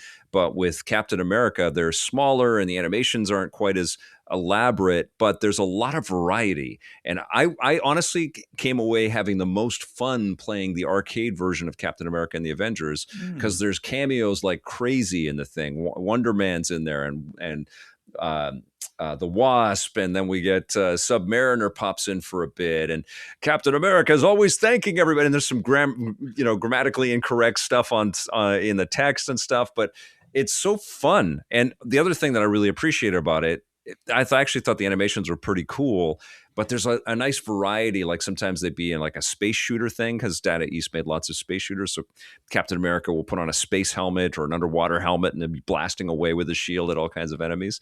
I found it so, I don't know, just really tactile and really enjoyable to play. And you're not penalized for using your projectile powers. Like in the case of Cap, you're throwing the shield. But in X-Men, you are. If you want to use your mutant abilities, your life goes down. And so that becomes challenging unless you start throwing in virtual quarters and you just stack up on lives. Oh, I did that last night when I played through the X-Men arcade game. I'm like, I'm gonna not just like completely take away the coolest part of these characters. Like, I'm just gonna use Colossus's giant screen clearing ability, and like, I don't care. I'm not putting actual coins into a machine. I'm just hitting I was playing on PS5. I'm just hitting the touchpad on the PS5 controller, and that's like going Colossus, Colossus, Colossus, and it's just like adding two lives every single time. And all on the also something that we haven't mentioned yet is that in the console games, there's also a cheats menu that you can open up and give yourself either infinite health or infinite lives in most of the games. And you basically have infinite lives in the X-Men arcade game because you can just put in more quarters. The thing that the only thing that was like kind of a downer for me on the X-Men arcade was that you have to select a character at the beginning. So like if you start playing as Cyclops and you're like, oh, I'd kind of like to play these next couple levels as Nightcrawler, you can't do that because you can. Oh, you can. You can. Yeah, you can when you press the start button again. When you're about to go again, you can go left or right on the controller, and you can choose in the little picture window. But it's a little bit cumbersome, and you couldn't do that with Captain America or with Captain America and the Avengers, which I thought was a bit of a drag. It's almost like you have to choose the place on the arcade board where your character is, because it's itemized like that a little bit. So hopefully Limited Run will patch that a little bit so people can choose their different characters and stuff. There are quirks for sure. And there are quirks in like if you play the Game Boy version of Spider-Man and X-Men Arcade's Revenge, it's pretty choppy and slow, but there's some really interesting background work. And I feel like the Game Gear version of that game was maybe too fast and also clumsy. That game in general has pretty clunky controls, but it's cool that they combined all those characters and gave each character some different levels and challenges. I think Silver Surfer is actually a pretty remarkable piece of software. I didn't know that Graham Devine worked on that game, and he's kind of a legend in the video game industry. I worked at Looking Glass, I believe, worked on Thief. Like that guy has had a nice long career working on all kinds of cool stuff, but he is one of the main directors on the game when I checked out the credits in the title. And it's a really tight shooter. It's a space shooter and really tough to navigate through all the different precarious things. And you can't always tell exactly where you can go It's notoriously because of the way the art is. Yeah, it's very difficult, but they've, with the rewind and you have turbo fire on it as well. You can actually progress into the game, and the music is incredible. The art doesn't flicker, and there's all of this stuff happening on screen at the same time. Like for NES code, I think it's a pretty remarkable experience. I really like that. I mean, this was a collection that I had circled on the calendar as soon as I learned about when it was coming out. And thankfully, we learned a couple weeks ago and it was coming out this week. So it wasn't like we had a ton of time to wait. So that was nice. But yeah, like I'm really enjoying it. I don't know how much time I'll pour into most of these games, but like I will say that when held up against something like a Digital Eclipse collection, it does look a little anemic outside of like the games themselves. Like, Digital Eclipse pulls out all the stops, but like doing like a full documentary on. That's the way these things should be made. Absolutely. Yeah. So the museum that is included with Marvel Maximum Collection left a little bit to be desired. It was like, okay, here's some ads from magazines. Here's the boxes. And then I saw design docs. And I'm like, oh, that's really cool. And I go in, it was only for one game. And I was like, oh, that's upsetting. Yeah. I wish they had more. I know. And honestly, I think for video game diehards like yourself and me, that's some of the stuff that I actually interviewed the limited run guys and I talked about that. I really feel like the video interviews are so important, and they should aspire to make little mini docs, and who knows, maybe they will grow into that. But I also think that this is kind of an impossible thing that I was begging these companies to do. I started a whole segment, a whole playlist on my YouTube channel called Side Scrolling Superheroes, because I fell in love with the Marvel Spider-Man game for PS5 or PS4 when it came out in 2018. And I went, and I have a whole bunch of these games sitting on my shelf, and I went, I played them, but what I'm finding as I continue on in my business, my career of covering games, is that we moved on so quickly from the 2D stuff, and there were so many cool ideas there. And so I wanted to go back, and I, looked at Maximum Carnage, which is incredible, by the way. It's so fun and so goofy. And what I love is all this pixel art that tells the story like comic books with little, word bubbles and all that stuff. I love all that stuff. So I've been digging the side-scrolling superhero stuff for a while, and I was begging Marvel to put a collection exactly like this together. There's a bunch of other 2D Marvel games that they should do, and DC should do one as well. But I'm so happy that this is happening, And, you could easily emulate these things or find them in a bunch of different ways, or go and find classic machines and classic cartridges. But it's pretty damn cool that all of these are collected for, and multiple versions of these games collected for modern players on every machine out there. I think that's fantastic. Absolutely. Well, if you are listening to this, the game is out right now. So if you want to go check it out, it's out on Switch 2 and every other major platform.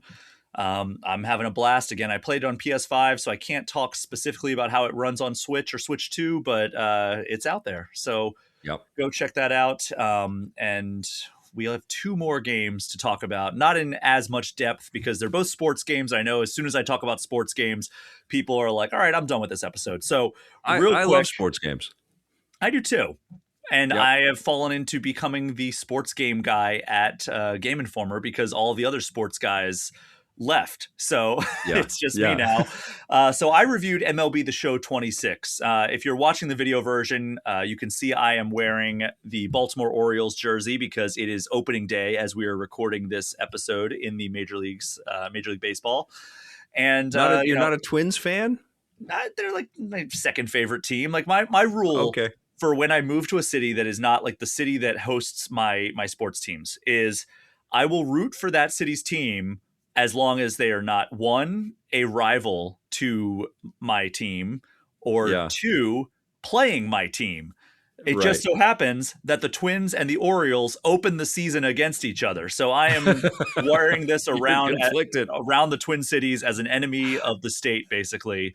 Yeah. I have wearing an Orioles jersey today to celebrate opening day. Yeah. I didn't get to do that when I lived in Pittsburgh because, I'm a Ravens fan, and the Steelers are not going to be a team I root for anytime in the foreseeable future. But Awesome. I mean, if I ever lived in New York, you'd not find me rooting for the Yankees. I'll tell you that much. But I'll root for the Twins because they're not like a direct threat to the Orioles because they're not division rivals and they only play them a couple times a year or a couple series a year. I'll tell you this, Brian, the whole world is rooting for Minneapolis in every form. I hope so. It's nice to be known as something other than, it's really cold there, and isn't that a flyover state? So it's nice to have some worldwide recognition now. But MLB The Show 26, I full disclosure, I played this primarily on PS5, but I did fire up and play through a couple of games on the Switch 2. The unfortunate thing about this, and I'll preface this before I go into like really my discussion about the gameplay itself, is the version on Switch 2 is actually a Switch 1 native version. And it seems like maybe Sony San Diego, who makes MLB The Show, does not have a Switch 2 dev kit, or maybe they got it too late to implement it into this year's version. But it is an ugly version of this game. That is the disclosure there, or the disclaimer here as we talk about this game, that I'm overall positive on MLB The Show 26. But unless you only have a Switch or Switch 2, you probably don't want to play it here. You probably want to play it on PS5 or Xbox Series X. But that said, I'm confused why they don't bring this series to PC. I think there'd be a lot of players out there that would want to play it on PC. My thought is that they were strong-armed into adding it to other consoles. I think that near the end of the last contract that Sony had with the MLB, I think that the MLB said, we'd really love for our game to be on multiple platforms, not just PlayStation. And we're not going to renew with you unless you bring it to other platforms, which is why they announced. I truly think that's what happened. I don't have any sources telling me that. And and I think it's a good move because MLB The Show has consistently been the best sports franchise, the most consistently good sports franchise in the entire games industry. Like NBA 2K has good years and it has bad years. Madden has good years and has bad years. EA Sports FC, previously FIFA, good years and bad years. NHL, you know what I've discovered with all these sports games?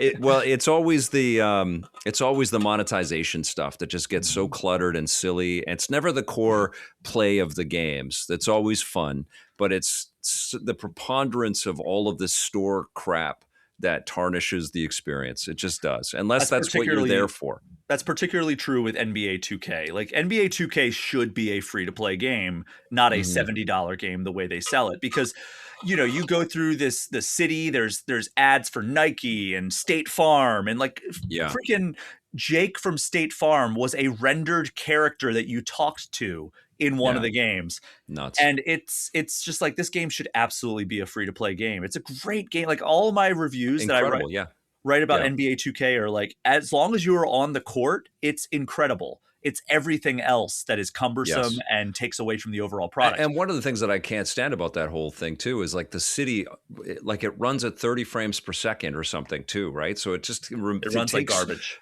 Yeah, it takes you out of this beautiful on-the-court experience, and then it puts you in this murky, muddy, slippery thing. And the promise was that it was going to feel like Grand Theft Auto when you went into but it sure doesn't. But we're talking about baseball. Yeah, so MLB The Show has a little bit of that, right? Like they have the Diamond Dynasty mode where you can use like your credits to buy card packs or cards or whatever.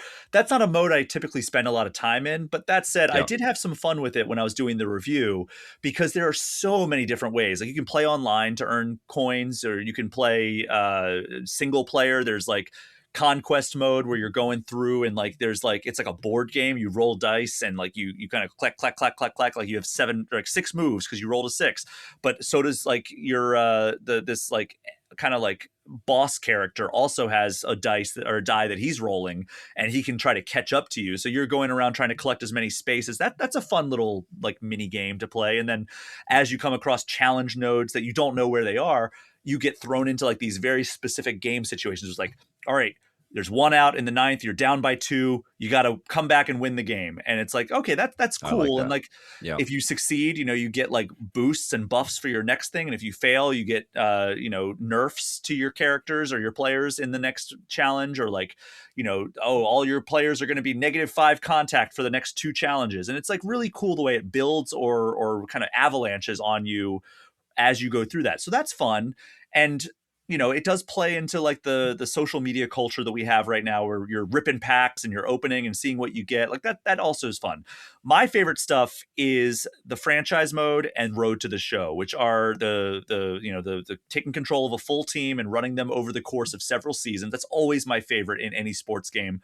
And Road to the Show is my other favorite mode, where it's a single player. You're taking control of a single baseball player and following their career from high school all the way up to the pros.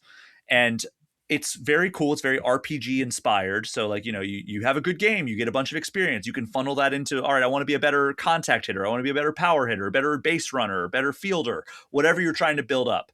And you only go into the game when your player is involved. So like you're at bats, so you can really like fly through the season, right?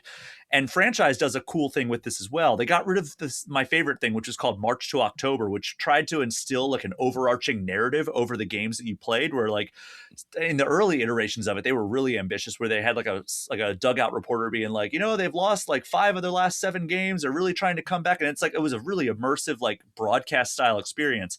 And they dropped it. They kind of watered it down the last couple of years, where it was more about like the momentum angle, where it's like, all right, the last 5 games you were riding high on momentum. It's time to see how the next several games are going to play. And it would like insert you into a tense situation. And if you succeeded, it would boost your momentum for the remaining sim games for like the next like 5 or 6 games. And if you failed, it would give you negative momentum. So it would get like hot and cold kind of on a meter. They got rid of that completely. Now what they do is when you sim through it, you can set what conditions you want to be entered into the game. So you can play the full game if you want, or you can be like, don't interrupt this sim unless something big is happening. So it's like, if it's 7th inning or less, if it is a very high importance or medium importance, don't stop the sim and like make me go play this unless it meets these criteria. And then when it does that, you get entered into it, and then that affects your momentum. So it is much more customizable in that regard, because there were sometimes in March to October in previous games where it was like, I don't care about this situation. I don't want to pitch as this player because I don't care about this player. So you can be very specific. And even when it presents you now with like, you can enter the game. Here's the situation. You can say, nah, sim that. I don't care about that situation. You didn't have that option in March to October. So there are improvements, but I do miss the greater contextualization that March to October gave you. And, there's also other modes. Like there's a ton of stuff in MLB The Show. Did they do the Negro Leagues? They did, yes. So they did storylines again, where it tells it's the 4th season of them doing the Negro League stuff, which, fantastic. I love that they are highlighting the history of this extremely underrepresented, aware part of baseball history, underserviced part of baseball history. And it's incredible. Yeah. They do what we were talking about wanting them to do with the Marvel MaXimum collection, where it's like a little mini documentary included into this, and you get to play through. There's so much value in the package, the last several years. My question to you about MLB 26 is, do you have a PS5 Pro that you're playing it on? No, regular PS5. Okay, because I'm curious if there are even more enhancements if it's starting. Because I think in the last 2 years, they dropped any connection to PS4. So they've shifted it to PS5. But I want them to sort of take us in, with PSSR2, I want them to take us into the best fidelity that they can. I also think it's insane that they don't have a PC version of this. I think people on PC would love it. I think it's insane they don't have a Switch 2 version of this, because it actually... Big time. It runs, I was playing both in TV mode and handheld mode, because I do have the Switch version on my Switch 2. And Yeah. it runs fine. Like it doesn't like trip up a whole lot. Like there's a couple of times where it transitions in like a cutscene from one animation to like another camera with another animation. In Yeah. those moments, there's a slight lag that's noticeable, but really the big detriment is in the resolution and like the textures. It is Yeah. so muddy looking. Especially, it's so beautiful on PlayStation. Oh, it's gorgeous on PlayStation. And then you see like the faces, and it feels like you're looking at like faces from a PS3 game when you're playing on Switch. So hopefully next year they will get an actual Switch 2 version going, because it's a shame that like, this is the only like, triple A baseball game on the Switch, and really the only triple A baseball game in town. There are several other baseball franchises, but just like this is the only one that is both triple A and has the MLB license. And it just isn't optimized well for the Switch. And the Switch 2 has got the horsepower. Like I was super impressed with the Madden port that they put on Switch 2. I was like, oh my God, this is incredible. It had some issues when it first launched, but it was really good. I streamed that and was blown away by it. And I want to see NBA at 60. I want to see FIFA, FC at 60. I want to see, NHL, baseball at 60. Yeah, absolutely. But and NHL, like where are the hockey games on Switch at all? Like that's insane. What a underserved market. They could have had a 60 frames per second Switch 1 game. They would have changed some of the issues around, but they could have had a beautiful Switch 1 game. Yeah. Anyways, it'll come. MLB The Show 26 is out now. If you want to check out my full review, you can head over to GameInformer.com. And I think I gave it a 7.75 out of 10. Like, cool. So the comparison I drew was even in a down year, you're going to get a good quality game out of MLB The Show.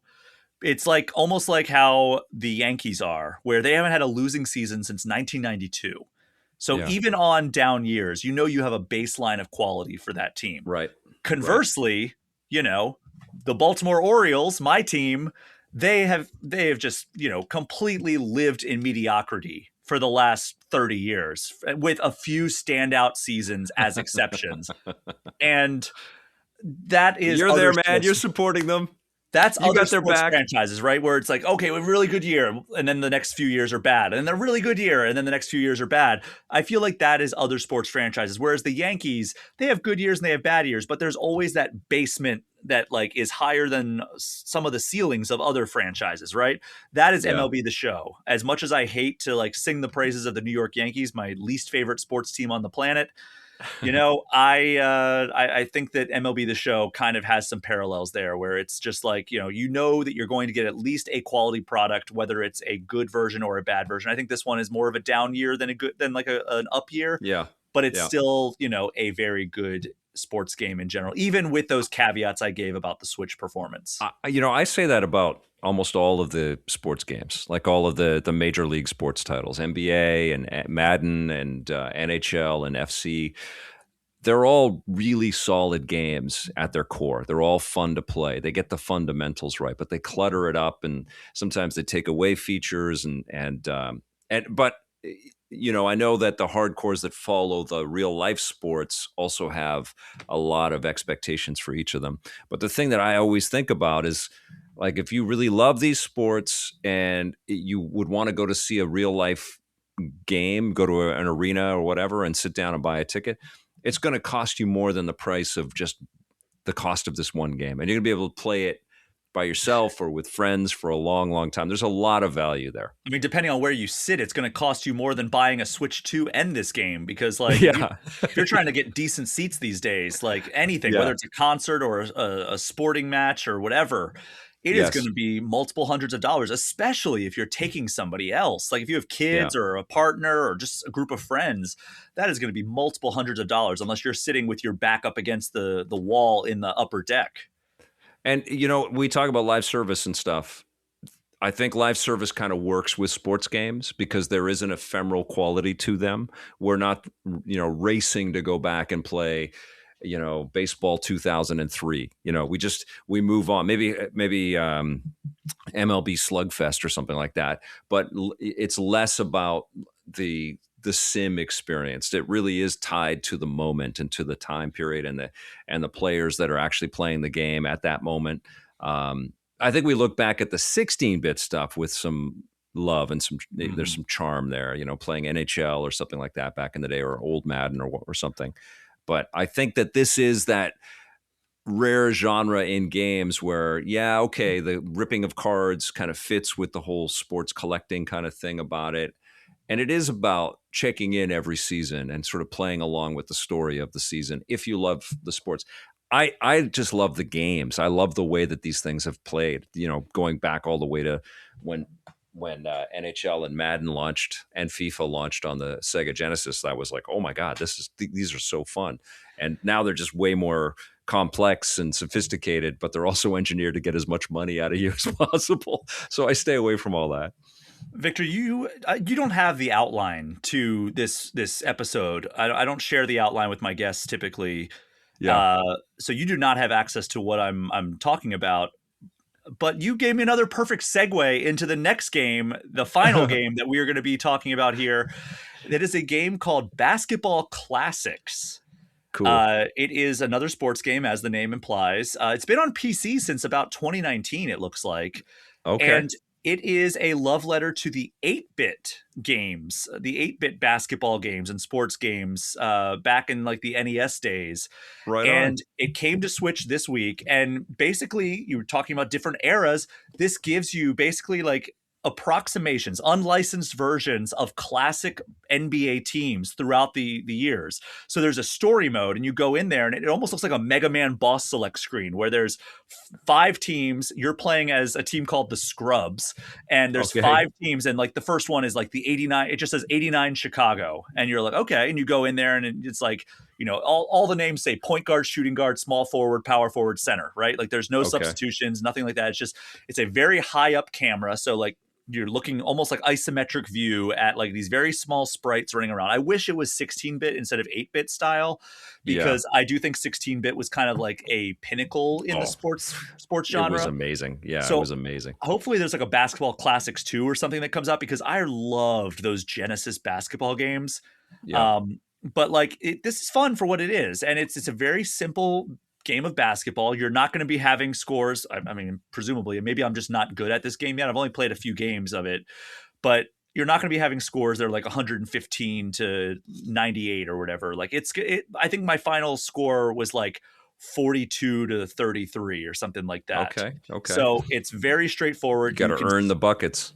Yeah, you can select a play as you're going, and what that does is like, so like there's 3 lanes that appear after on the court after you get a rebound or the possession changes and you're dribbling down. And when you choose like pick and roll or something like that, it will, or isolation, it'll fast forward you to the top of the key, and then you can execute that play as soon as you call it.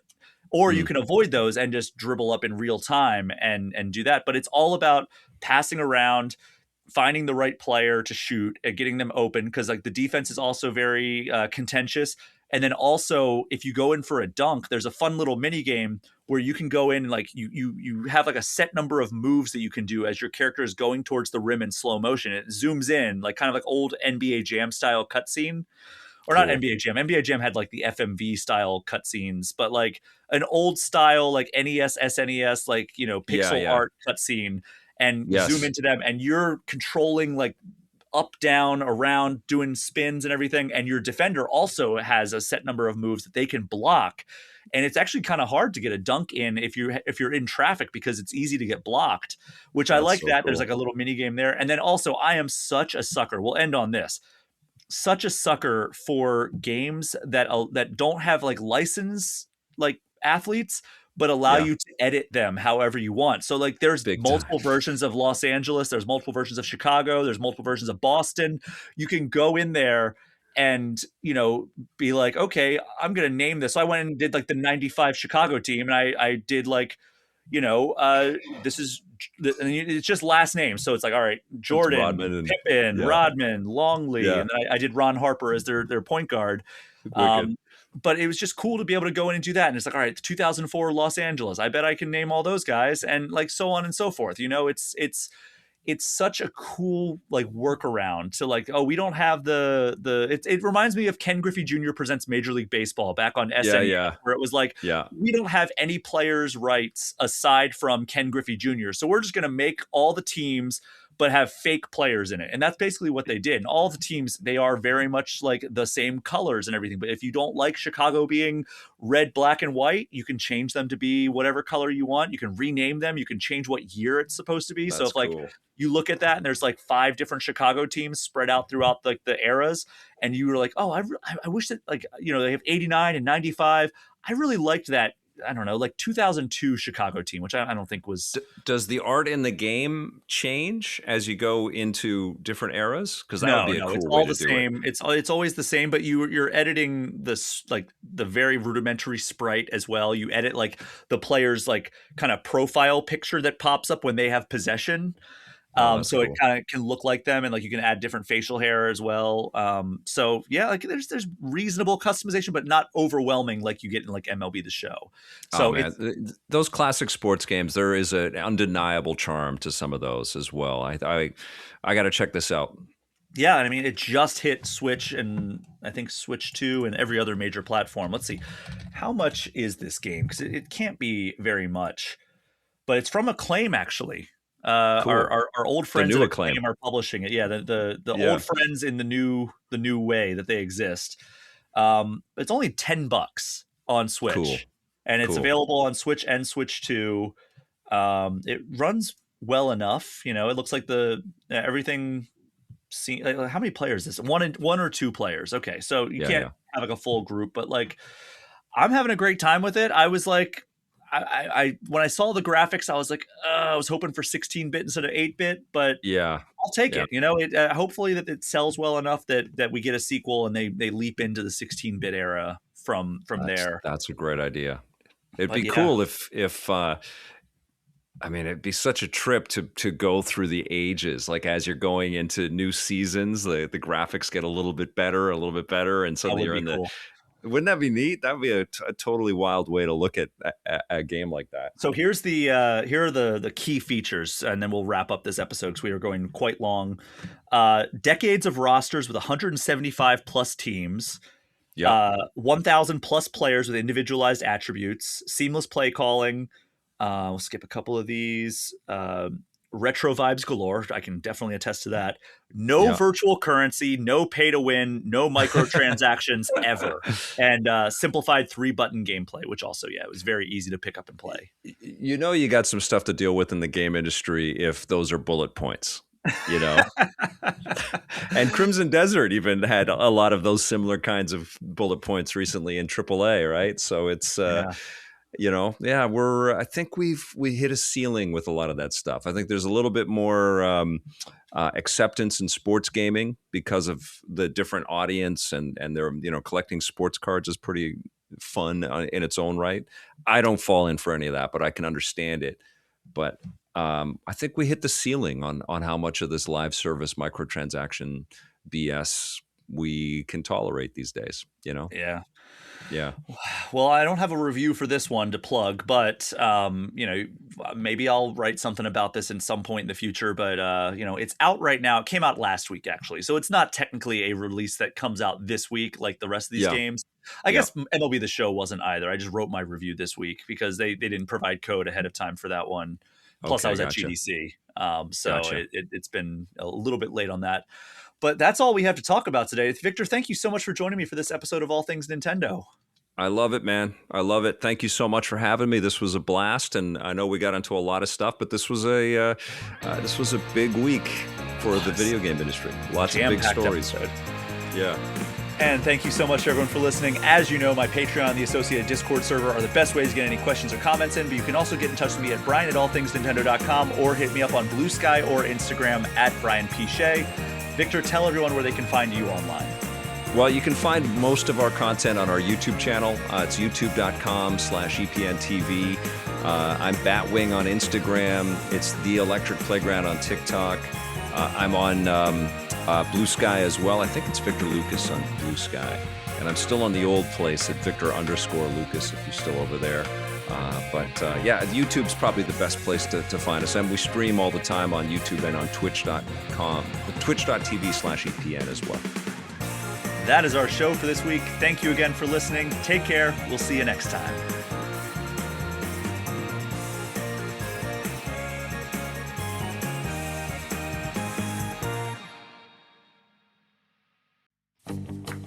Hey everyone, thank you so much for listening to this episode of All Things Nintendo.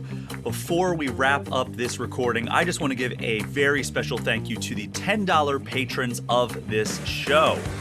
Alex Stadnick, Andy Junkins, Ben Richland, Chad Brecky, Chaps My Ass, Derek Sigmund, Dusty Beeman, Ian T. Clark, Jawar Hello, Johnny Five, Jose Villalobos, Joshua DeProy, KC Radio Man, Cody Gibson, Creeper 207, Ozman 83, Paul at Drunk on Mako, Pratable, Rob McCann, Bobby Mac 265, Robert Sosa, Roberto Nieves, Roger Reichart, Russell Sayer, Smithy Poo, Zane Sink, and Zek 3 Sword Sama. I know I say this every week, but it really is because of these folks that I can continue doing this week in and week out. Thank you so much for listening, and thank you so much for your continued support of this show.